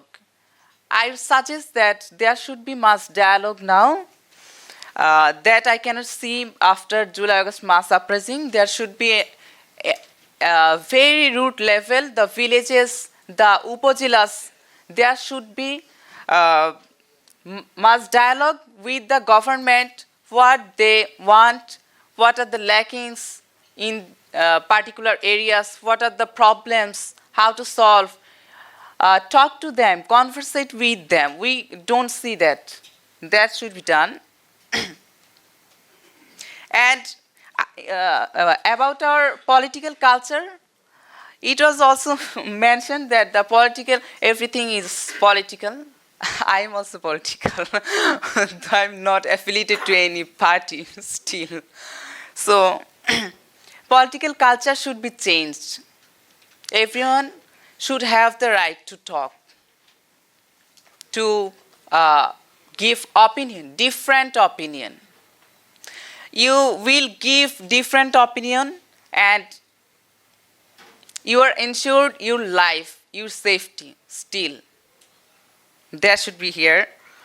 And at last, I think that equality, human dignity and justice, what is included in our preamble of the Constitution, that should be focused now. And that may be through the thought that we are one. We are one. We should have fellow feelings. Citizens' basic rights should be ensured. I'd like to say these things. I know these are difficult. Not everything, mass dialogue is not difficult. It has to happen. So these are wishes, achievements, and challenges I mentioned. So I hope beautiful and diverse Bangladesh. Thank you very much. Thank you, Eidul. Okay. Now, initially our plan was to have 2 rounds of the panelists and then we'd open it up to the audience. Since we've gone a little bit over on the time, I'm thinking that we need to tweak this plan a little. I think I'm going to bring in Manindra and also Shafiq because you have specifically other panelists have raised issues which I would like you to respond to. After we've heard from the two of you, if it's okay with everyone else, I'm going to bring it open to the audience, and I'm sure you will get many chances to speak in the future, because I'm sure individual audience members will have specific questions for all of you. Okay? Manindra, আপনাকে দিয়ে শুরু করি। আপনি রুমিন আপা আর তারপর ফুয়াদ ভাই মানে আপনার বক্তব্য নিয়ে কিছুটা কথা বলেছিলেন, আপনাকে এখন জবাব দেওয়ার সুযোগ দিচ্ছি আর কি। ধন্যবাদ। যে বিষয়টি আসলে অত্যন্ত এখানে বিজ্ঞ এখানে যারা রয়েছেন প্রত্যেকেই বিজ্ঞ রাজনীতিবিদ বা রাজনীতির সাথে জড়িত রয়েছেন। রুমিন ফারহানা আপা যেটি বললেন, আমি আসলে এই জিনিসটি যে বিশেষ বিশেষ সময়তে আন্দোলন চলে, অন্য সময়তে আন্দোলন চলে না, এটি আসলে আমি জানি না আপা কীভাবে ভাবলেন। আমরা লাস্ট 15 ইয়ার্স বা এই দেশের স্বাধীনতা তৎপরবর্তী সময়ে চলমান রাজনীতির একটি প্রেক্ষাপট রয়েছে, এটিকে অস্বীকার করলে চলবে না। এবং যেই আমাদের ছাত্র স্টুডেন্ট মুভমেন্টের দুজন এখানে বক্তব্য রেখেছেন, তাদের যন্ত্রণা বা তাদের অবস্থা বা সেটাকে অত্যন্ত চমৎকারভাবে সেটা পরিষ্কার করলেন, এবং উদ্দেশ্য কি তাদের সেটিও তারা পরিষ্কার করলেন, তাদের বক্তব্যের মাধ্যমে সেটাই বোঝাতে চেয়েছেন। আমি যেটা বলতে চাই যে লাস্ট 15 ইয়ার্সে আমরা সরোয়ার্দী উদ্যানে প্রায় এটা হাজার হাজার লোকের, অনেকেই বলে হয়তোবা লক্ষ লোকের সেই সমাবেশ করেছিলাম। সেখানে 7 দফা দাবি 2015-তে উত্থাপিত হয়েছিল।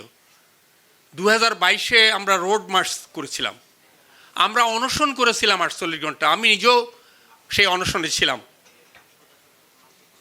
48 ঘন্টা, 37 ঘন্টার পরে তখনকার সময়ের ইয়েতে আমরা সেই অনশন ভঙ্গ করেছি। করি নাই কোনটা, সব কিছুই, কিন্তু আমাদের সাথে প্রতারণা করা হয়েছে রাজনীতিবিদদের বা সরকার, বা সেটা করেনি তার মানে আমাদের জন্য করা না। একটা দেশের সাথে দেশকে সুন্দরভাবে চলার, বৈষম্যহীনভাবে চলার, সকলের ইকুয়াল, আমরা এই ধরনের একটি সুন্দর সুব্যবস্থা নিশ্চিত করাই তো আমাদের কথা বলার জায়গা। এটার থেকে অন্য কোনো কিছু নয়। আমরা অতিরিক্ত কিছু চাই না। আপনি সেই সরকারের বাজেট বৈষম্যের একটি কথাই আমি শুধু নিয়ে আসছি আপনাদের সামনে। সেখানে সংখ্যা আনুপাতিক হারে যারা কম তাদের জন্য বেশি অ্যাড্রেস করা দরকার। আমরা লক্ষ্য করেছি, আমরা যখন 8-10% বা এর আগেও যখন আরও বেশি 10% ছিলাম, সেখানে 3%ও বরাদ্দ থাকে না। ফাউন্ডেশন, ইসলামিক ফাউন্ডেশন করা হয়, কল্যাণ ট্রাস্ট 4-5 জনকে দিয়ে চালানো হয়। এগুলি কি আপনাদের চোখে পড়ে না? আপনারা যারা রাজনীতি করেন, আপনারা কি এগুলি দেখেন না? কেন এই ধরনের জায়গাটি হবে? তো এখন বিশেষ সময়ের জন্য বিশেষ কিছু বলে এই জিনিসকে এড়িয়ে গেলে আসলে এটা দেশের জন্য ক্ষতি হবে। এগুলি এড়িয়ে যাওয়া মোটেই বাঞ্ছনীয় হবে না। এটাই হলো আপনার মাধ্যমে দেশভাই আপনারা এগুলিকে ভুলে গিয়ে নতুন করে বিশেষ করে দেখার চেষ্টা করুন যে ক্ষয়িষ্ণু আজকে অতি সম্প্রতি, তার মানে 3 তারিখে সুনামগঞ্জে কি হয়েছে? আপনারা তো কেউ প্রতিবাদে রাস্তায় নামলেন না। সেখানে একটি হেইট স্পিচকে কেন্দ্র করে, হেইট স্পিচ দিয়েছে সে দোষী, কিন্তু গ্রাম শুদ্ধ সেখানে জ্বালিয়ে দেবে, তাকে ভাঙিয়ে দেবে, পুড়ে দেবে। এটি তো একটি ঘটনা নয়, এটি চলমান ঘটনা। তখন কি আপনাদের অন্তর জ্বলে না? একটা লোকের যখন বাড়ি জ্বালিয়ে দেয়, তার ভিতরে যখন ট্রমা সৃষ্টি করা হয়, সারা দেশে যখন ট্রমা হয়, তো সেখানে তখন আপনারা সোচ্চার হন না কেন?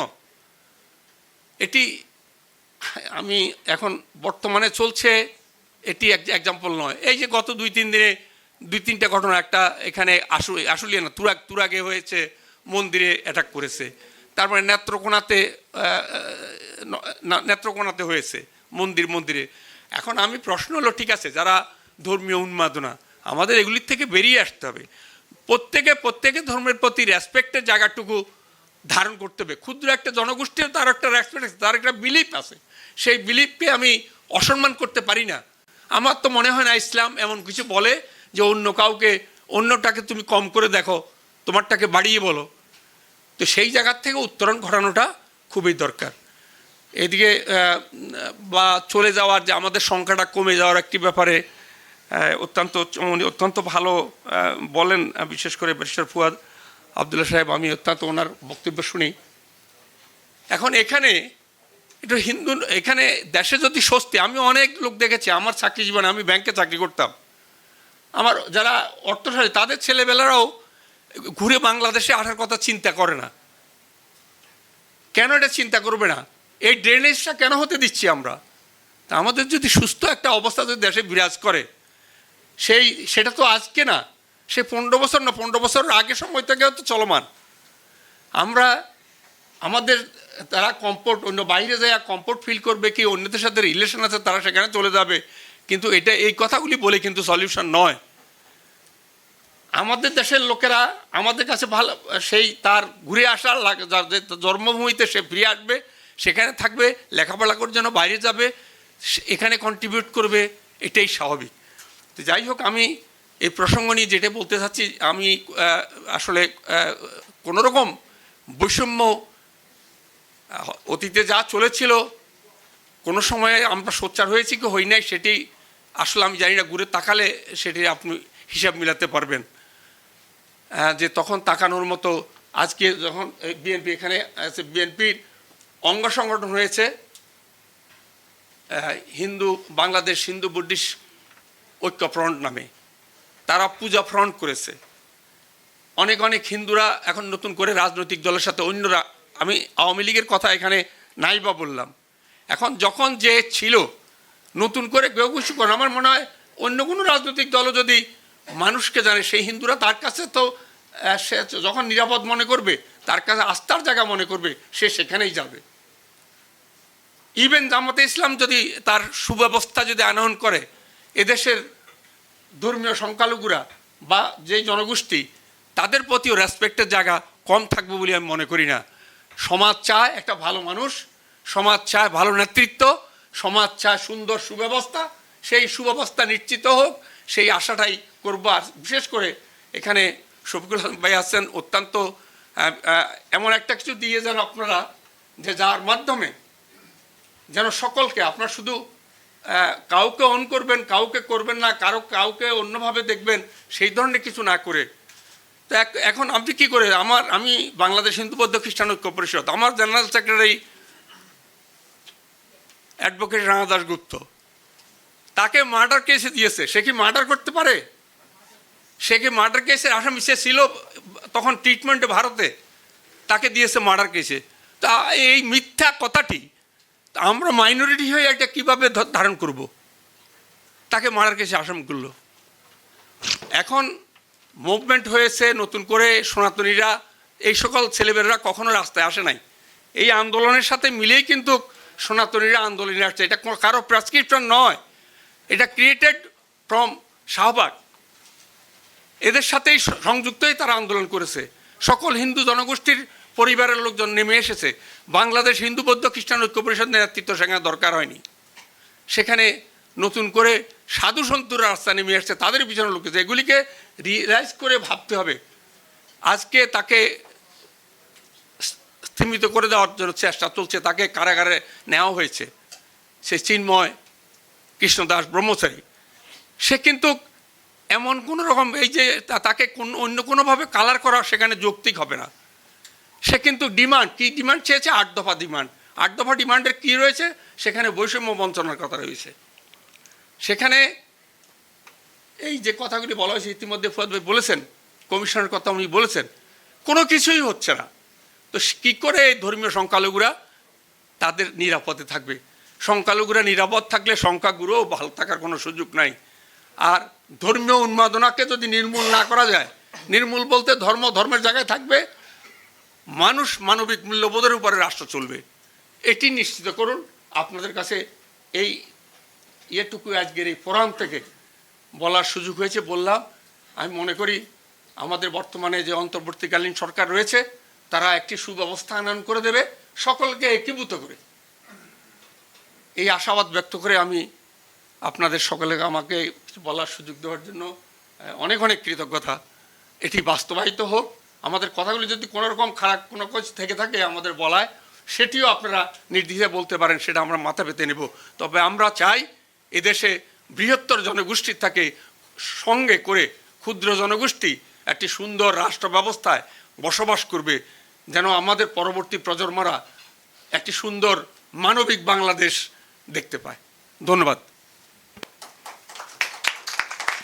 Just very briefly, for the benefit of those who don't speak Bangla, Manindra is saying that he's responding initially to the points raised by Barrister Rumeen and Barrister Fuaad, and the point was raised that in the last 15 years when the Awami League was in power, why were not the targeting of minorities which had existed in those days, why was that not brought to the fore, and why has it become all of a sudden a big issue? So he contests that. He says that no, in the last 15 years they did raise the issue. He points to raising on 2015 a 7-point program. He points to a road march in 2022. And his ultimate point is he thinks it's not helpful sort of going back and raising the issue of, like, why didn't you say this in the past, or why didn't you do that in the past? Let's deal with the current situation as it pertains on the ground right now. He talks about an incident in Sunamganj in December 3rd, which I'm not sure if you've read about in the newspapers, where there's been allegations of attacks on minority households in businesses and temples following a Facebook post by a young man of the minority community. And he says this is a continuing issue. And he points to, in the last 2 or 3 days, similar issues in Turak, similar issues in Netrakona. And he wants to bring the conversation back to the here and now, bring the conversation back to what he feels are the challenges faced by the minority community in this current situation. He concedes that Barrister Fuaad has a point that if the population of minorities in Bangladesh has dropped from 30% in 1947 to 9%, there are many, many reasons for this. This alone is not necessarily evidence of great targeting of discrimination, but nevertheless it is something which still requires consideration. He brings up the issue of Rana Das Gupta, who is a minority leader who's been brought up on a murder charge, and let me see. And he finally comes back to the point that this movement, the uprising in July, was something which was supported by many people in the minority community. They also thought that, and the minority community also believes that this is that they have a stake in a new Bangladesh. They feel that a new Bangladesh is something that they believe in. They feel that if we're talking about anti-discrimination, if we're talking about discrimination, injustice, all of the things which the students and the youth leaders were talking about in the last couple of months, no one has suffered this more than the minority community, and therefore no one has a greater stake in in the future of this revolution, in the success of this revolution, than the minority community. And he would wish that the minority community and the majority community could get together and work together to bring about this new Bangladesh which we're all talking about. So I think I'll leave it at that. And Shafiq bhai, update to Katha bolan. Thank you. A lot of things to respond. Like I start with Khushi Kabir. There was she was talking about we are bent on demolishing the Awami League. We don't have any plan. We don't have any plan to ban Awami League. But the trouble is Awami League leaders, Awami League officials, Awami League MPs, Awami League student leaders, Awami League sympathizers, no one, not a single person has said or regretted whatever has happened in July and August. No one has said sorry. There is no empathy. No one has said that okay, আমরা অনুশোচনা করছি. No one, there is no remorse what they have done. They have killed young kids who are 10, 12 years old. At Hasina's order, these murders were committed. And no one said sorry. And they are trying to justify these massacres by saying that, by like cooking up some fake news, saying that students have killed, these protesters have killed 3,000 policemen. This is a blatant lie. We have given the list of policemen who were killed in the protest, which is like 44. And this is like, you want us to like pave the road for reconciliation. How do you do that without like the whole bunch of Awami Leaguers say that, okay, unless they denounce what their leaders have done, they have to denounce it. They have to say that you have killed awful lot of people. You have ran a despotic dictatorship which like oversaw disappearance of more than 3,000 people, extrajudicial murders of thousands of people, which oversaw the siphoning of $16 billion a year. It's a corrupt, brutal autocracy. And now nobody says sorry for these things. Like we want Bangladesh, we want a settlement, political settlement that is durable. That goes on for like 200 years, 300 years. Have you heard any Awami Leaguer said anything like this among this audience? And there are millions of footages out there. Like my friend David Bergman has worked on a short documentary of the killings in front of Jatrabari police station. They condensed like more than 6,000-7,000 video footage into 14 minutes of documentary, which just show how brutally police killed 18 young people. There's like, and right in front, like it says, these are peaceful protesters. They killed them, brutally murdered them. And no one is saying sorry for this. Sorry, unless you say sorry, unless you denounce your mass murderer leader, there is no path for reconciliation. That is like, we are here, this government is not political. This government wants to be like facilitator. We want to foster debate among the political party, debate among the majority and minority people, everyone. We want a political settlements where everyone say that we have a stake here. Everyone say that we see our future here. That's what we are facilitating for. We don't have any political ambition. And obviously we want an inclusive Bangladesh where every race, creed, color, gender see their future there, their democratic aspirations are reflected there. And that's why these commissions are working. And yes, like some of them are saying that like we don't see many minority people, like absence of some women there or absence of minority voices there. But we can tell you, once they submit the reports, we will speak to everyone. We will hold debates with everyone, every stakeholder in the society. Everyone will see that their voices are reflected there. Then to Manindra, trouble with talking about a minority issue is that it leaves bitter taste. Yeah, and you can be like accused of suffering from bigotry. That's like it's such a tricky issue here. Like it's tough, and it's tough. Like the kind of injustice Bangladeshi Hindu community has suffered from, like since since the partition. It's quite like it's one of my obsession. I read quite a lot about it. Like if you read the resignation letter of Jogendranath Mondol, he wanted to see a vision of Bengali Muslims and low-caste Hindus together. So, like he was the first law minister of Pakistan. He was disillusioned. He left, and obviously, like there are massive riots in 1950, 1964. In 1964, I was reading a big thesis by a German author, like, which shows that in one day, nearly 700,000 Hindus left Bangladesh, fled Bangladesh in 1964.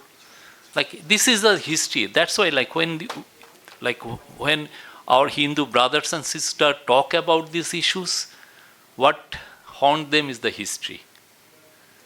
That's the main issue here.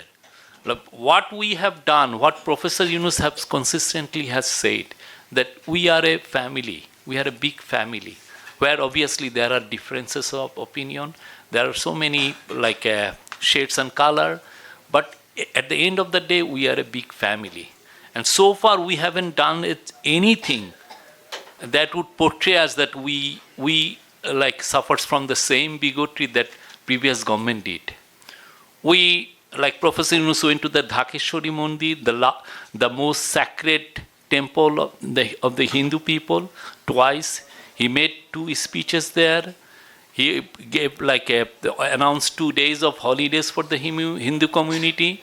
He has the main reason we gave magistracy to military was to make sure there is no that Hindus can celebrate their Durga Puja without any troubles.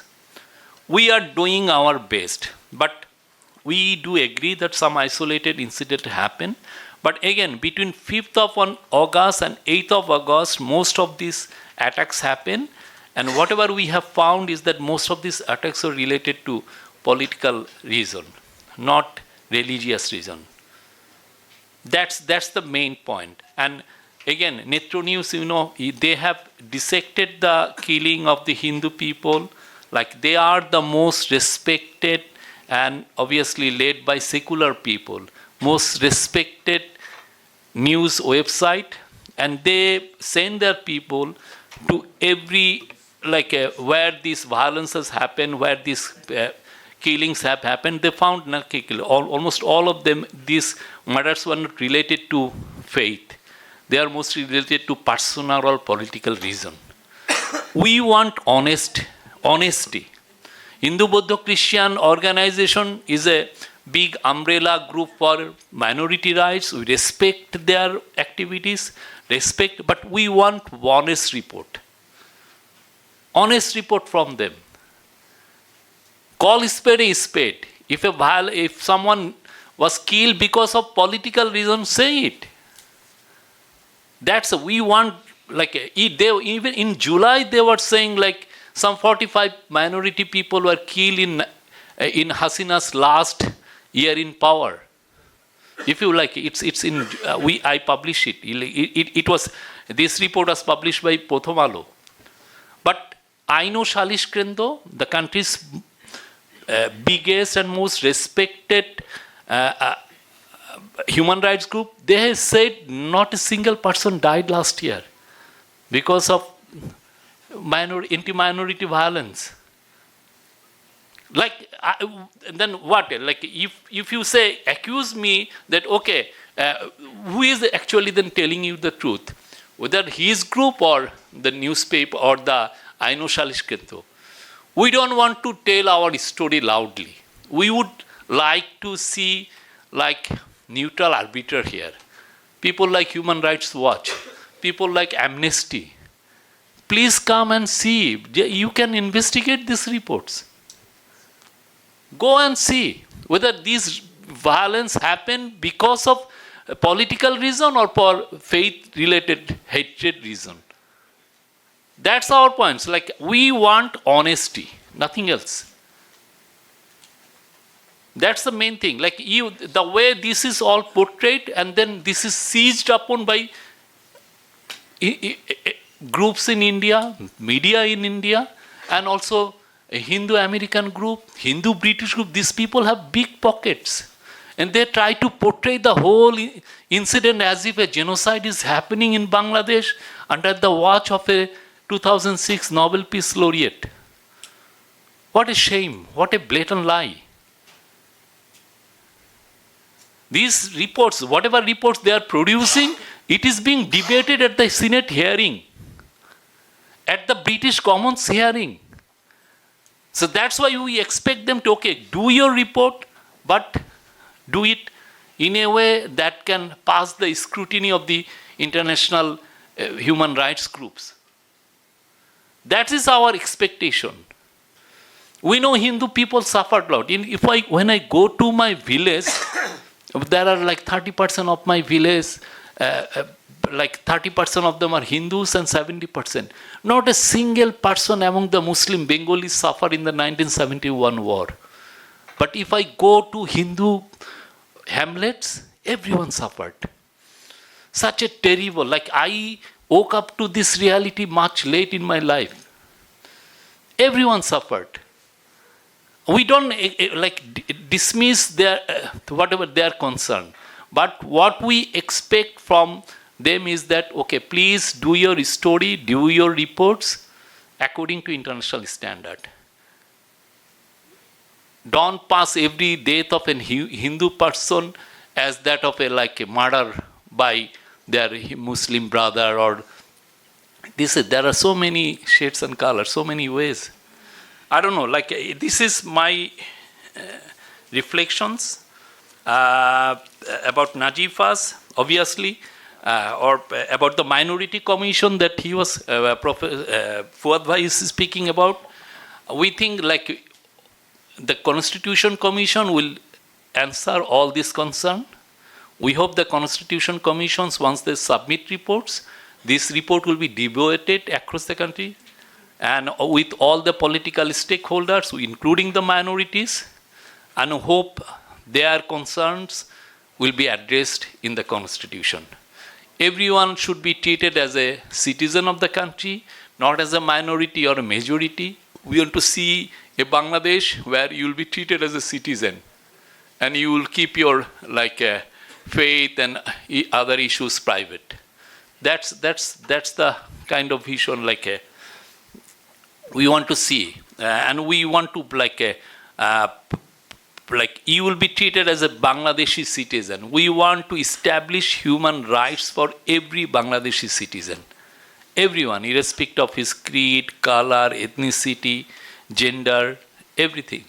We want to see that being reflected in the amended constitution. There are obviously two schools of thoughts. Some say we need a new constitution. Some say we need some amendments.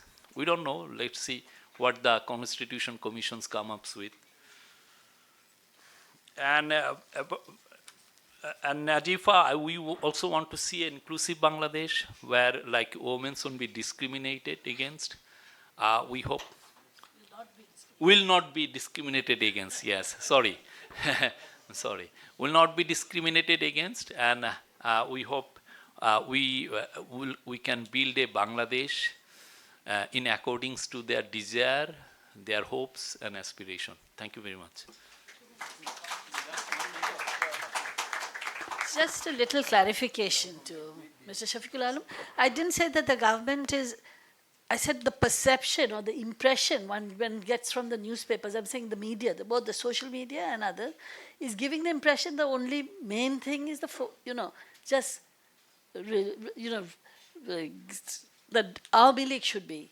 So that's what its impression that is giving. I'm not saying it's doing it, one. Second is that I think, yes, of course, what has happened in the killings is what brought everybody out into the streets. The students started the movement, but if those random killings and the mass arrests of going into people's houses and taking it had not happened, parents would have not got onto the streets.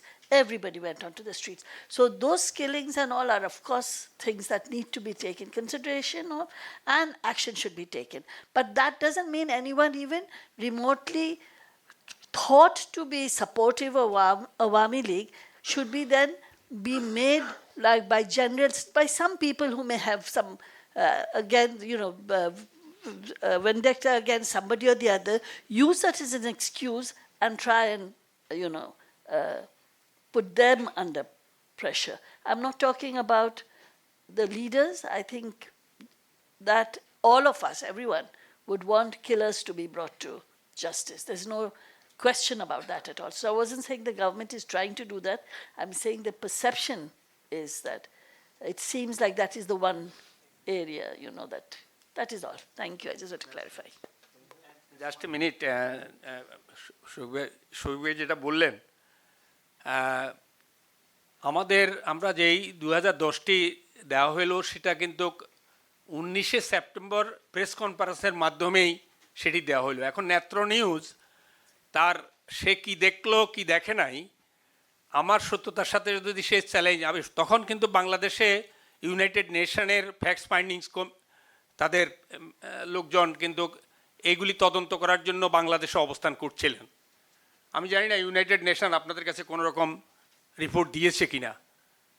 তো এটি অবিশ্বাস করার বা বাড়িয়ে বলার, আমরা আমাদের ঘাড়েও কটে আমরা সেই ধরনের মানসিকতাও রাখি না যে কোনো ঘটনাকে না বলা। আপনি জাস্ট এটা অবশ্য এখন অন্তর্বর্তীকালীন সরকারের দায় দায়িত্বের জায়গাটুকুতে এটি ওনাদের সময়তে হচ্ছে কি হয় নাই সেটা তো আমরা যেটা বলেছি 5 তারিখ থেকে 20 তারিখ পর্যন্ত ঘটনা, এবং তৎপরবর্তীতে এই যে সাম্প্রদায়িকতা চলমান রয়েছে, আমার কাছে প্রায় 150-র উপরে 162টি ঘটনার একটি তালিকা রয়েছে, যেখানে আদিবাসীদের জায়গা দখল, দর্শন রয়েছে, এখানেও 10-12টির মতো হত্যা রয়েছে। এগুলি ঘটছে, তার মানে এগুলি বিভিন্ন জায়গাতে আমি কিভাবে রূপ দেবো আপনার, এগুলিকেও যদি রাজনৈতিক রূপ, এগুলি রাজনৈতিক বলে উড়িয়ে দেওয়া, বিভিন্ন জায়গাতে ঘটছে সেই ঘটনাগুলিকে অ্যাড্রেস না করা, বিচারের আওতায় না নেওয়া, সেগুলি তো হওয়া দরকার। এগুলি আমি জানি না, অথবা এগুলি এমনিতে নিবৃত্তে এগুলি চলে যাবে।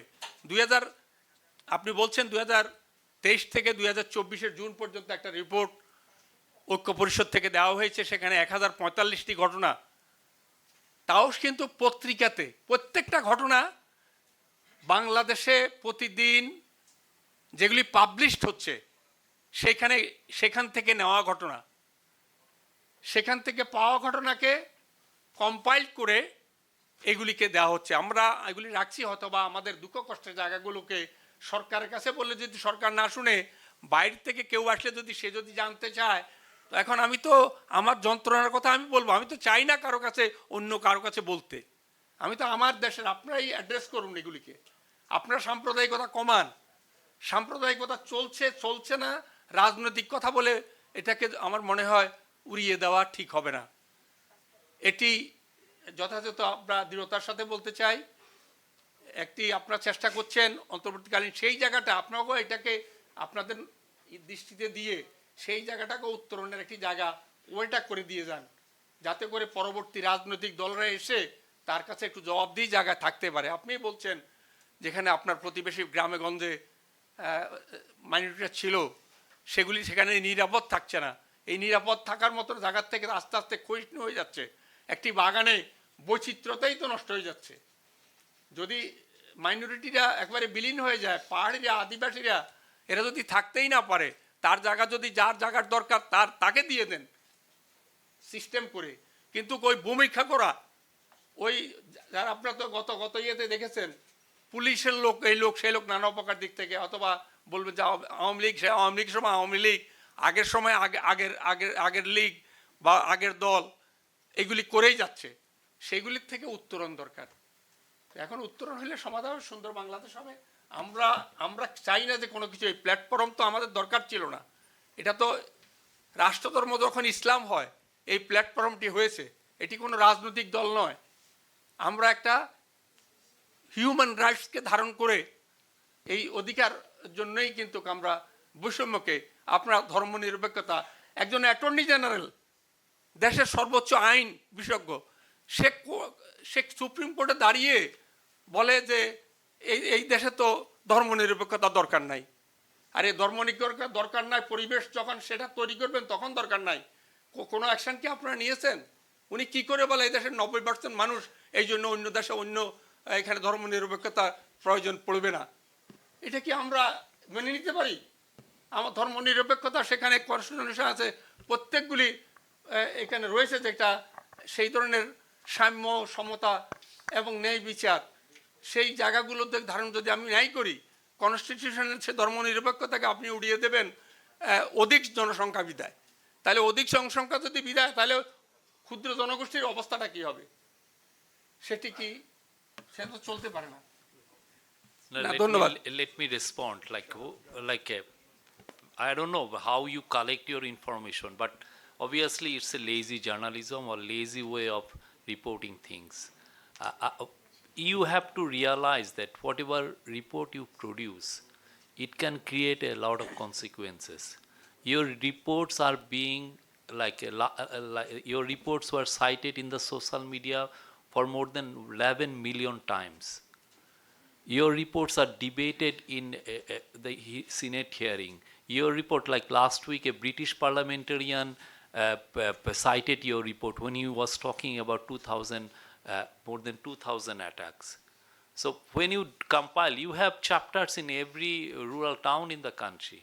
You can easily inspect those alleged cases of violence. You can there are a lot of, you can take help from the human rights group here. Take their help. Do your reports according to the international standard. I am not saying that Bangladesh is perfect country as far as communal harmony is concerned. We don't say it, but we expect you to do your report in a way that pass international test. This is very it's all about it's the image of the country is at stake. Image of the people, of the people here, anyone who reads last year 45 Hindu minority people were killed, where Human Rights Watch or Odhikar is saying not a single was killed because of faith-related reason. This is that's why I'm raising this issue. Because your reports are being debated in commerce, and you say there's you never know. And Mamata is saying that the UN should send peacekeepers to Bangladesh, owing largely to your report. I'm not saying we don't say that we are perfect country as far as communal harmony is. There are isolated events happen. Yes, on December 3, some Hindu homes were attacked. Yesterday, Hindu temple was torched. We agree that. We admit these things. It's our failure that we couldn't protect these things. But we want honesty. I think the basic feature of this government is honesty. We want to be honest. We want to tell what we are up for. We want to be transparent. And we want to build Bangladesh with the vision of the young people, the vision that she and he, the two young leaders, spell out. Thank you very much. Okay, thank you. Should we bring in the audience? Do we have... how are we going to do this? What's the system we have in place? Ladies first. Vidya, we can start with you. Fine.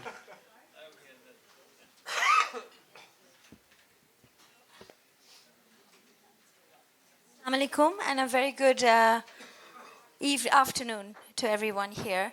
I don't have any questions in particular, but just two observations.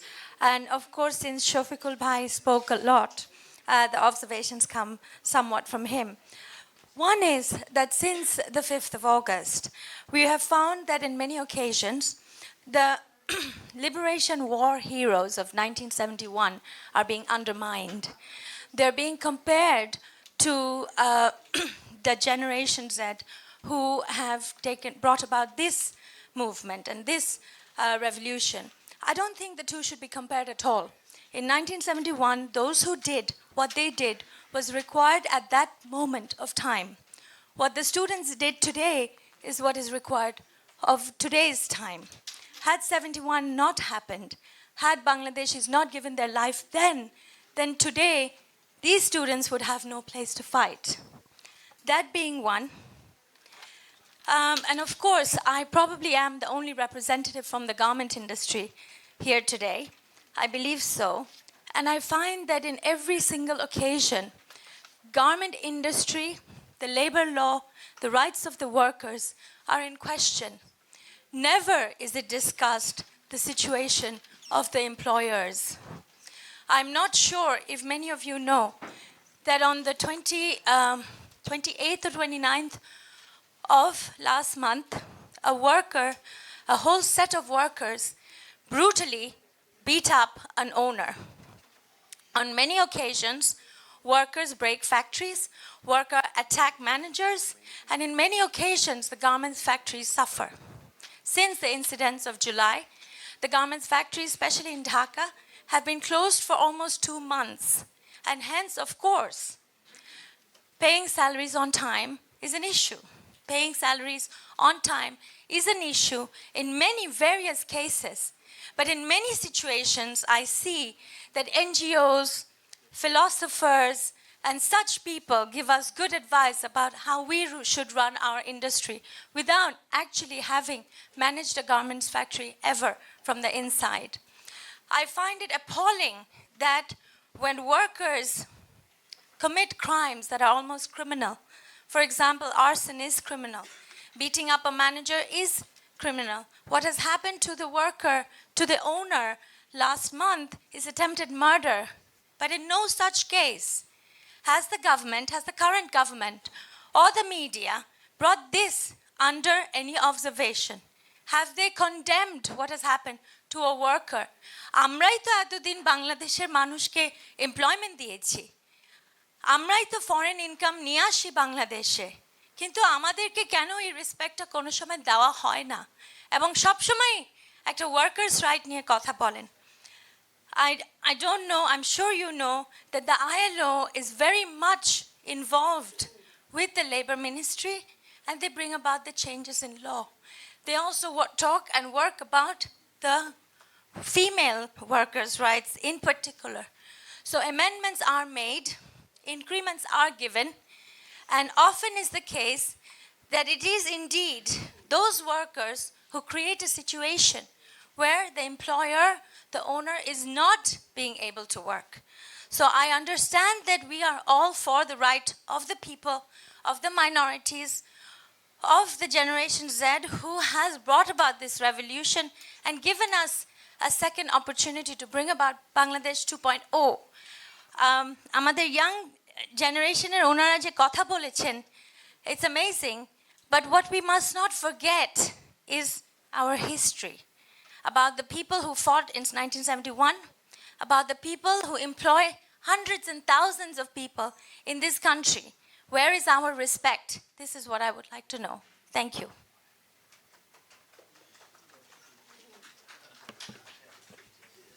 Shall I respond? Take a few more. Take a few more. Hi, everyone.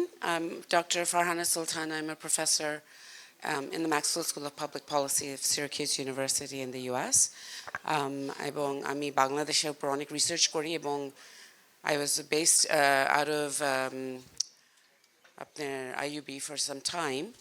So my question is, what kind of coordinated narrative, coordinated communication messaging can be done in Bangladesh so we can control the narrative against the massive onslaught of misinformation coming largely from India, but not just India, from a global Hindutva movement that has assaulted Bangladesh at every turn, has basically misinformed many politicians in other countries, but also led this disinformation warfare for the last 5 months.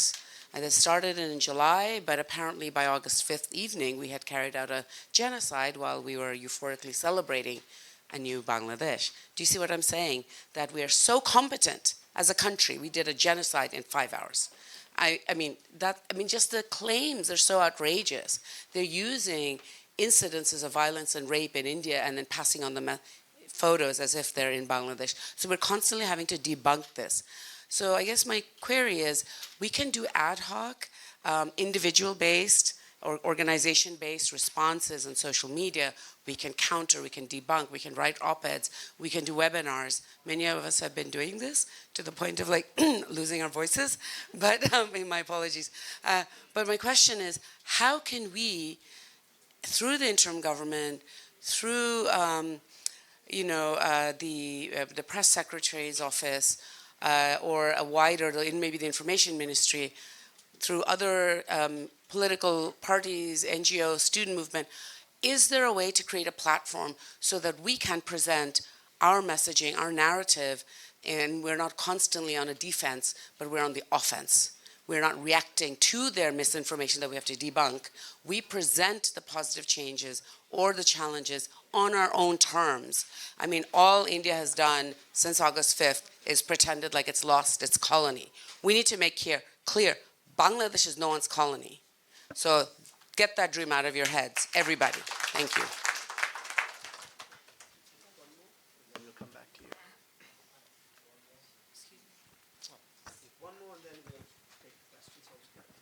Sure. Hi. My name is Ishan Khan. I used to be a journalist, and now I'm trying to be a lawyer. I'd like to address the gentleman at the end, Barrister Fuaad. With all due respect, for Muslims in Bangladesh to speak about whether Hindus are being persecuted is akin to a white American saying that there's no racism in America. It's ridiculous.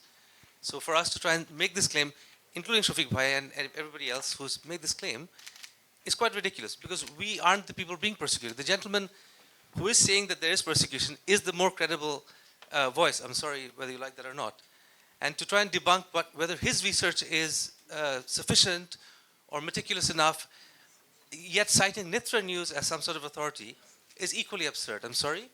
But if the gentleman is making these claims and he's saying that he's done his research, then we should be taking that as credible research and not saying, well, it's lazy journalism, etc. That's offensive, frankly.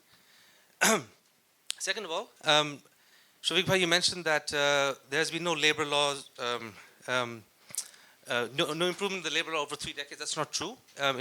Our labor law is from 2006, and it was created with the assistance of the ILO. So I don't know where you get that, where you make that claim from.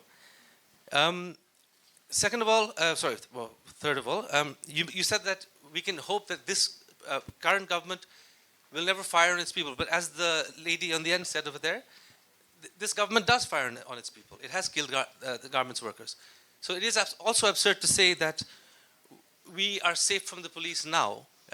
We are not any safer from the police now than we were. Perhaps safer, but it's relative. What I'm trying to say is that there's a lot of self-congratulation on your part, and no offense, but that isn't, you all are acting as though you've created this beautiful, brilliant change. You haven't. And let's be honest, when people are saying that that change hasn't come, we should be hearing it instead of trying to debunk it using people like Nitra News. Sorry. So, you also mentioned that the priority right now is job creation and investment. I don't think this movement was about job creation and investment. It was about creating a functional, meritocratic, and fair public sector and judiciary and police force, which is what the demands of the students are, which is what the demands of the people of Bangladesh is. It's not job creation and investment. And there seems to be no effort in any of those areas, or at least not enough effort in those areas. You mentioned that the commissions will give their reports. You mentioned that reforms will take place and then there will be elections. You've not given us any time frame. You've not given us anything. You've not asked the people. You've not even conducted a referendum. You've not asked the people of Bangladesh what they want. You've decided for us what we want. You do need to ask the people of Bangladesh whether, the gentleman mentioned the Second Republic. Are all of us sold on the idea of a Second Republic? You need to ask the people of Bangladesh if they want a Second Republic. Many of us are perfectly fine with the First Republic, but by fixing it. So you make claims as though these are the will of the people of Bangladesh, yet the people of Bangladesh have not been asked what they want. Thank you. Now's a good time to respond. About undermining our independence heroes, I think that's not true. It's like I haven't seen any evidence of that. Like obviously there were some distraction of Mujib's murals and Mujib statues, and that partly due to people are venting their anger at Hasina's leadership. About like garments owners, I think obviously there are some unrest going on, and what we have found is that much of these incidents were happening in in places where or these factories are owned by people close to that previous regime. Some of them have fled, and that actually have created a lot of moral hazards for us. How do we intervene? Should we pay their salaries of these workers, or should we sell these ventures? Like, this is quite a bit of I think it's created some troubles for us. Like, we have like a cabinet committee is working. I saw quite a lot of debates going on in the cabinet about these issues, and despite the fact that we still have, like, garment sector is thriving. And about the owners, I think obviously I saw a owner was beaten, which is quite which is unfortunate, but no national statement was made. It's a criminal offense, right? it's a criminal offense. A lot of people. Condemned in any way, which is not correct for what we have done for the economy till today. You also look at the mirrors. How the garment owners also operated. No. Huh? Crime, yes, but we, like, how do you expect us to condemn every incident? Let him. Can we let him? Yes, I know. Can we let It's a the criminal panelists speak? offense. That's such an elite demand. Yes, like our crimes and not a on the wider labor force. Because our crimes are never addressed, hence the comment. So All it's not an elite I know. Okay, if I could mediate, can we just get back to back to Shafiq, if you could. We please. arrested people who were we suspect was involved in the beating. We have arrested people. You expect us to do law and order thing? We have done that. So about what else? Misinformation coordinated campaign. Like, we woke up to this reality in the last 4 months, largely due to, like, you have to realize that the way the government is structured, a Bangladesh government, the way it different departments operate, like, you have certain number of people in certain number, like the way a ministry is structured or a press office in a government is structured, it's tough to, like, combat this misinformation campaign. You need, like, we spoke to quite a lot of international experts, PR agencies, a lot of people. Like, the amount of money and this is tens of millions of dollars you have to spend to combat this kind of misinformation campaigning coming out from certain countries, from the media or from the global.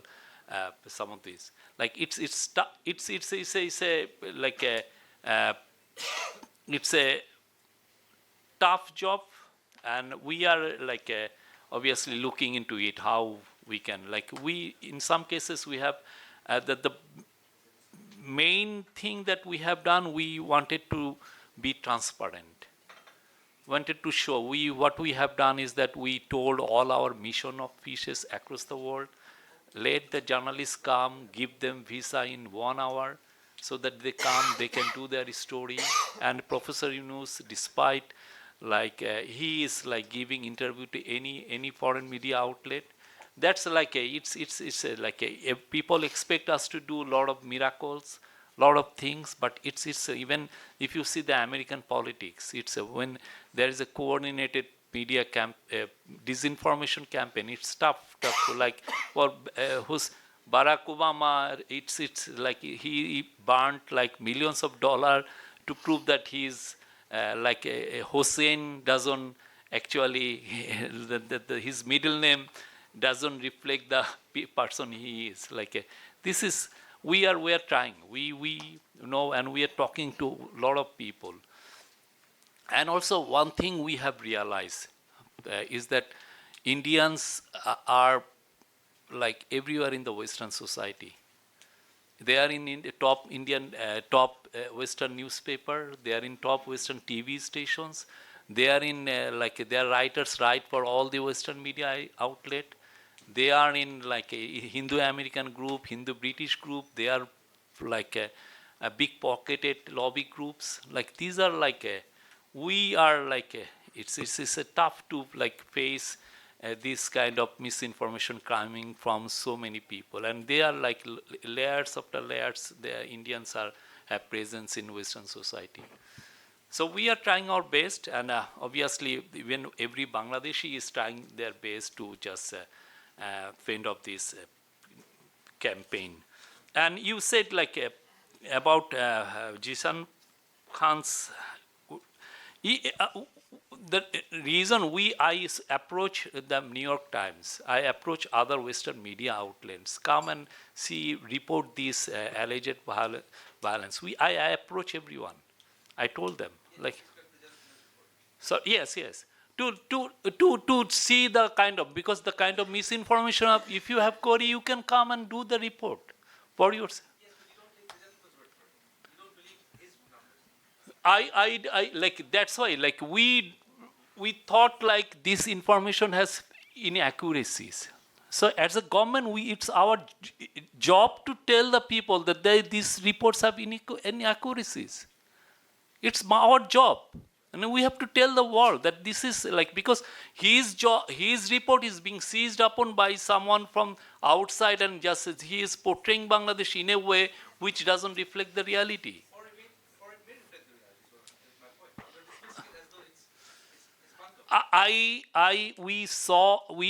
We also saw the reports, we checked it with, and we saw the reports, regularly see the reports of human rights groups here. They are not reporting it. So there's no violence against Hindus. You are just concluding. You are making your own conclusion. No, but he said you the are opposite. making your own conclusion. You are like, based on his report, someone is trying to send peacekeepers in Bangladesh. You are not taking it seriously. I am taking that seriously, but if that's a real incident, that's your job. Sorry. Zafar, can I? Oh yeah. And, Thank you very much. Yeah. I think something was. Now, responding Jisan Bhai, you know, the gentleman, Manindra, was saying that Rana Das Gupta was alleged for a homicide. Is it only because he's a Hindu? What about the Salman F. Rahman, Anisul Haq, Sabar Hossain Chowdhury? Hasn't they been alleged for a criminal offense of killing somebody? Have we believed it? No, we didn't. Haven't you heard of there is 132,000 fake cases, trumped up cases during the last regime, making over 6 million opposition activists criminals? Have you seen it? So are they all against Hindus? No. What is the issues? Issue is governance. And that's the problem with this report. When you only refer to the fake cases against Rana Das Gupta and send it to the world, people sees it as a part of persecution. But these are also happening to the Muslim Awami Leaguers. This is the crisis of the state governance. And that's the problem. You need to admit as a governance side, not to deal with it at the minority persecution-wise.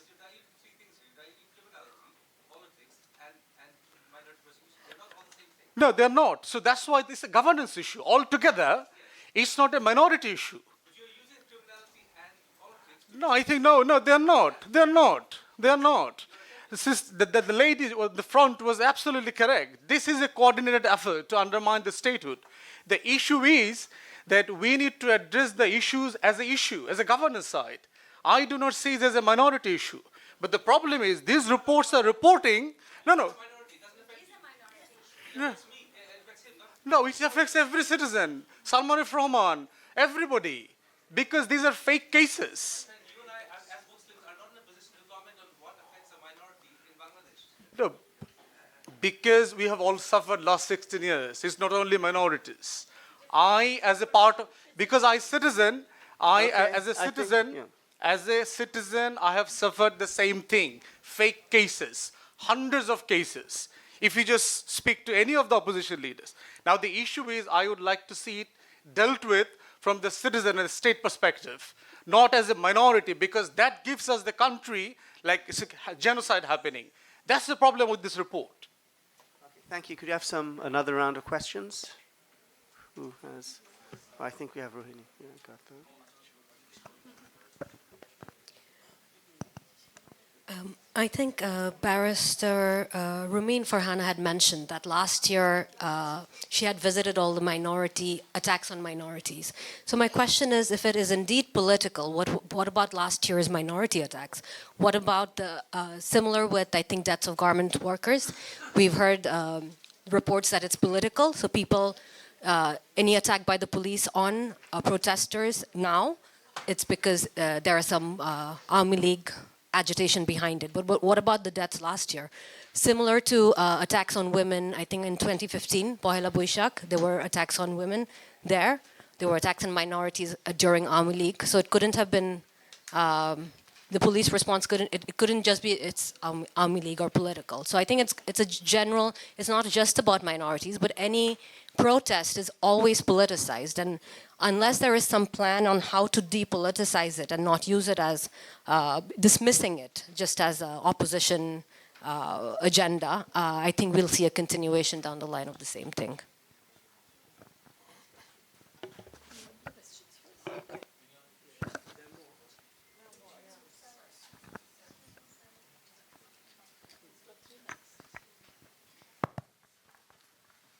Thank you very much. We thought that you are looking only this side. Right. Assalamu alaikum. I'm Admiral Awal, former ambassador and associated with the Maritime Think Tank. To Mr. Shafiqul Islam, Alam, I mean, you are the main target, it seems to me. The point that I want to make about the high expectations, it's natural after such a period of autocracy. There is a high expectation from the government. But there is also a point that, if you let loose everything, then it will keep on increasing. The thing has started with the demand of the student for auto-promotion. I think that was demolishing. The students didn't stop it. They couldn't stop it. Like, in the garments industry, the boys have gone, they find that the ladies are more in the garment industry, which in fact is the format. And that's the way of women empowerment so far. And the boys are claiming that it is a discrimination because, we are not taken. So this sense of discrimination has taken to a height.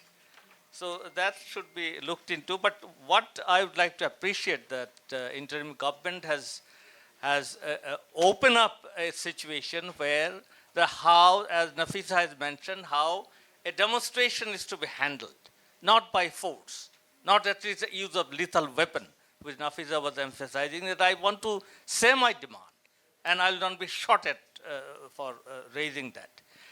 Now there is, my point would be that please see that, there is no encouragement for there is a vested quarters who would take the advantage of this thing. But there are stern warnings from the political leaders now that government should be tough. So my question would be to two distinguished politicians here, they're not listening. Please.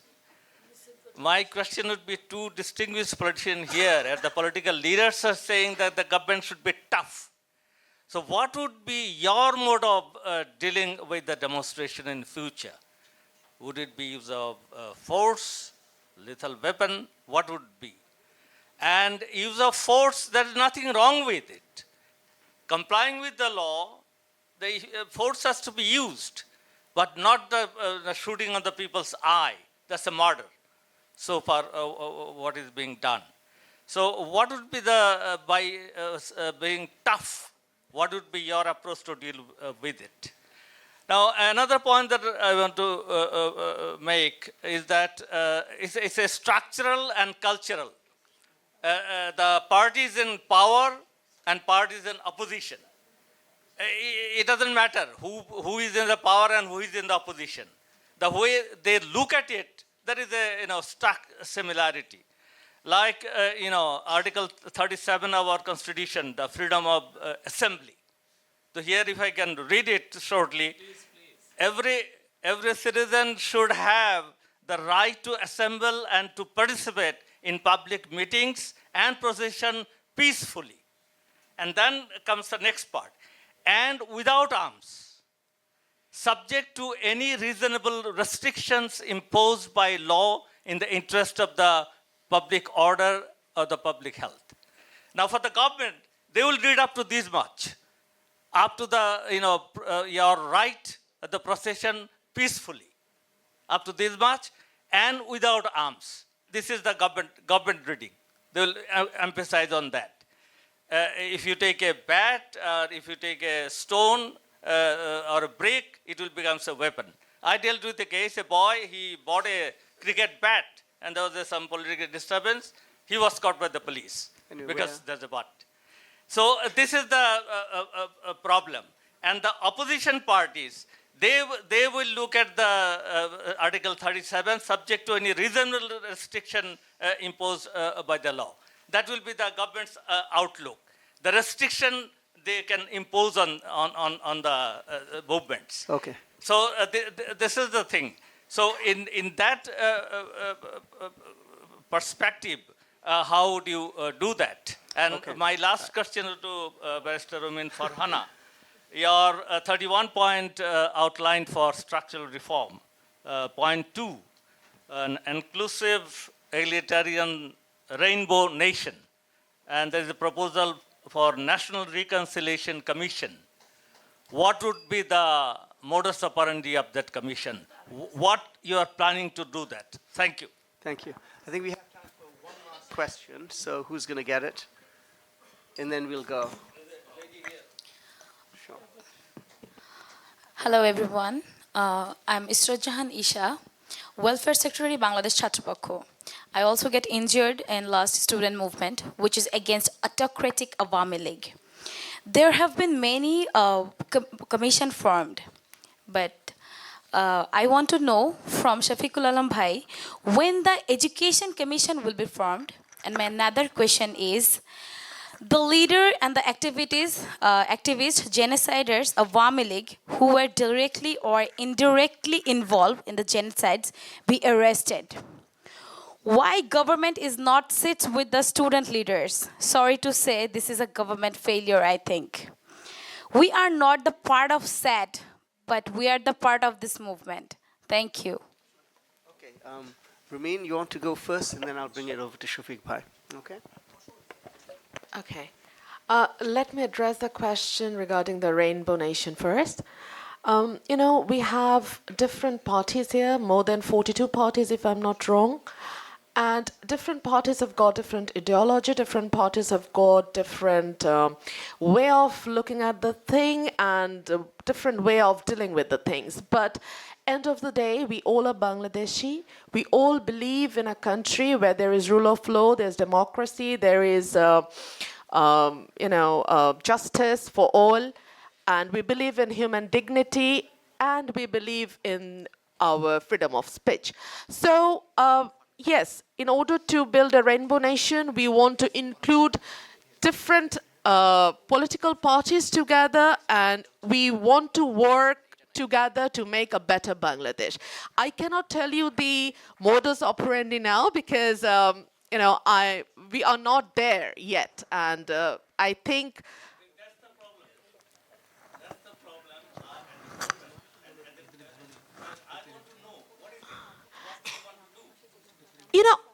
We have different parties in our alliance, and we will have their representation there.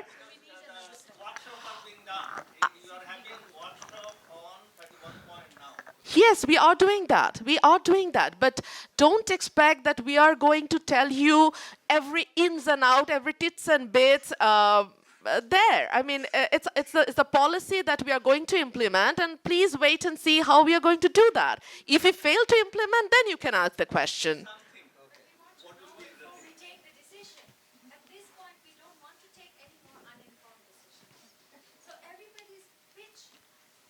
So do you really expect that we are going to tell you every little tits and bits, every single moment, updating you everything? No.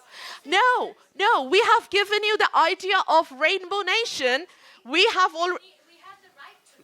I'm sure it's somewhere in the Constitution. No, it's not there in the Constitution. a right to information. Yes, it's there. But that doesn't mean that the government will tell you every single bit and every single moment. We are giving you an outline that we are going to implement a rainbow nation. If you are, happy with that, we will vote us. We will be there in the government. If we can implement that, fair enough. If we cannot, then you can ask the question that you promised this, but you failed to do that. My question was on the Reconciliation Commission. Anyways. I think what he said is mostly opinion, so I don't want to respond. We try our best. Like, there is this huge expectation. You want us to, like, some people want us to be very tough on the protesters, but obviously the moment police open fire, it's become indefensible. No amount of defense statements actually can satisfy the people. Like, people think that it's police who did the mishandle the whole situation. That's why we are trying, like, that the main process is we are inviting all the leaders to come and have talk with us, and trying to hold consultations and trying to find a ways how we can find a solution through just meaningful talks. That's what we have been doing. And actually that may be one of the reasons you see so many traffic problem. Like, a lot of people have this expectation that once they hit the roads. I have no complaint on that. My Thank you. politician. Anyway. How would they handle it? And about the Education Commission, yes, we have a plan to set up an education commissions. I think the last few months we have been busy with the textbook. We have been busy with the grade 12 nationwide test and other issues. But once in the new year, I think you may see a constitution of a education commission. 1 second. You wanted to say something, Rumeen? Yes, the gentleman over there, he asked me how we are going to deal with the people who will be the protest if we are there in the government.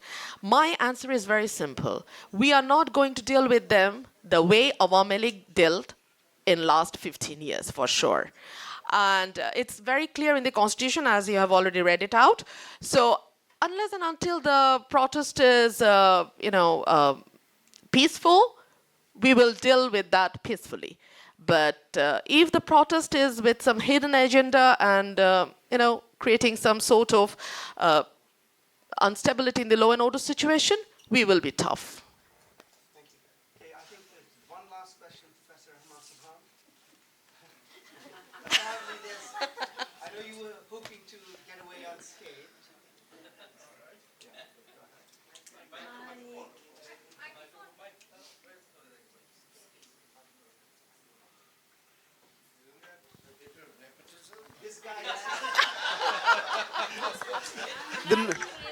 The Norwegian Embassy insisted, not me.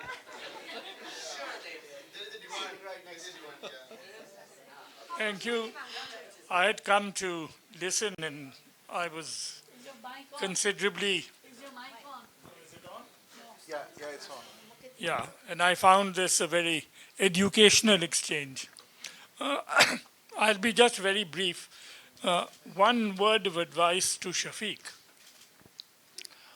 Don't go around saying that 9 people were killed for political reasons, not because they were Hindus. It doesn't improve your public image very greatly. As I said, killing is killing. And the fact that people may have multiple identities and different people will view those identities from different lenses. So this is not really a sort of valid defense of a position, and it will not improve your image. Second issue I would like to raise is with the students. Remember, students only have a limited shelf life. You are today a student. 3 or 4 years from now, you will not be a student. You will be like anyone else. In fact, even now, I don't know if you are over the age of 21. If you are, then you are now a full-fledged member of the community. So as a political category, this has a limited shelf life. What you can at best do is to use the political role that you have played and the way in which you have brought about the new changes and use this as a base for initiating your own political program. You may remember or you may not remember, you may not even have been born, but in Assam, there was a Assam Sangram Parishad. That was a student movement which then became a political party and which then also constituted a government. But once they became a government, they became like any other political party, and they were responsible for attacks on the Bengalis over there. And they fell victim to many of the wrongdoings of the other political parties once they lost their identity as a student. So here, you have to keep this in mind, that you have to identify yourself around very clear policy agendas. And then you, along with other people, may decide you want to go into politics and you take that decision. But being there as a student will only be able to last for a limited period of time. Eta tumi ekটু মনে রাখো. And এখানে you also have to keep in mind that as with all revolutions, I am now 90 years old. So I have lived through 10 political changes which did not come about through voting, and I have seen 4 major Sangrams. Problem with all these processes is that for a short period of time during this, there is unity. The moment the unity comes to, the movement succeeds, then there is no single target anymore. Then you are competing with many different forces within you, and this process begins to fall apart. If you are a student of history, read the story of the French Revolution to begin with. Eta ache. Remember the fate of Danton and Robespierre. They both ended up having the guillotine. So this is the issue that you have to remember. Lastly, for you, অত যে reforms হচ্ছে, I think this is very commendable, and I think Yunus has carried this forward and he's putting a lot of ideas on the table. But again, if I look back at my 60-year professional life, real problem in the history of both Pakistan and Bangladesh was not that necessarily constitutions, policies, laws were wrong. Problem was implementation as samasya. That virtually everything you set out to reform or everything you set out to change, বাস্তবায়নে সমস্যা সব সময়. And that happens when people come into power. They have different agendas to pursue, different constituencies to oblige, and different problems to address. You should all remember that virtually everything that is being reformed today and has been identified as political problems and economic problems in the white paper, these became aggravated in the last 15 years. But they have been there for the last 20, 30, 40 years. ওই যে banking and default crisis goes back to the time of Ziaur Rahman. Keep that in mind. So essentially, how you deal with problems and how it is overcome, this is a long drawn-out process, and the present regime, unless it aspires to be around for a long time, and I have seen no indication that they are going to be around for a long time, there is no way that they can implement anything that they are going to do. Even some of the issues which they begin implementing, the moment an election takes place and an elected government comes into place, they will have to continue implementing that. They may not do that. I mean, we have seen examples of what happened during the 111 period and the way in which reforms which were initiated were then repudiated by the incoming government. So once a party is elected, and if they are elected with a big majority, their whole psychology changes completely, and the way in which they conduct themselves changes completely. So do not think that merely because you have put down 31 points, which sound very reasonable, when and if you are in office, you are going to then sit down and start implementing those points faithfully, because the demands on you from your constituency and the people you elect, and most important, the people who are constituting your party and parliament, they will have very different sets of expectations, including compensation for 15 years in the wilderness. So keep all that in mind. And therefore I leave these thoughts with you. I am very impressed with the efforts which are being made by Professor Yunus. At least the great thing about this is that he is a person of great personal integrity with an established record of helping the deprived people. And obviously people will have very high expectations from him. But unfortunately, as far as he is concerned, his capacity to realize those expectations are, by the very nature of his mandate, very limited, and much will really depend on the transition process. And in the transition process, remember, the elephant in the room. And how you are going to deal with that, how you will accommodate the Awami League in an inclusive political system, because obviously any system which does not include them will no longer be categorized as inclusive, because they account for anything from 25 to 30% of the voting population of this country. So you have to keep that in mind. How you will deal with it, it is going to be a very tough call, but you will have to think about it from both sides, both from the government and those of you who are wanting an inclusive electoral democracy. And you will also have to think about that. Thank you. Thank you very much. We are now 1 hour over, and so I'm going to call this to an end. I think that was a great closing statement. So thank you, everyone. Thank you, our panelists. Thank you for the Norwegian Embassy. And thank all of you who've given us all your time to be here till 2:10 in the afternoon. So I appreciate it. Thank you very much. I believe we had a wonderful session today, and surely everyone gets to leave here with new thoughts. I would like to thank all of our speakers, guests, and of course all of you who have joined us today. We have arranged lunch for you all, and I would request everyone to help yourselves. Have a nice day, and thanks again.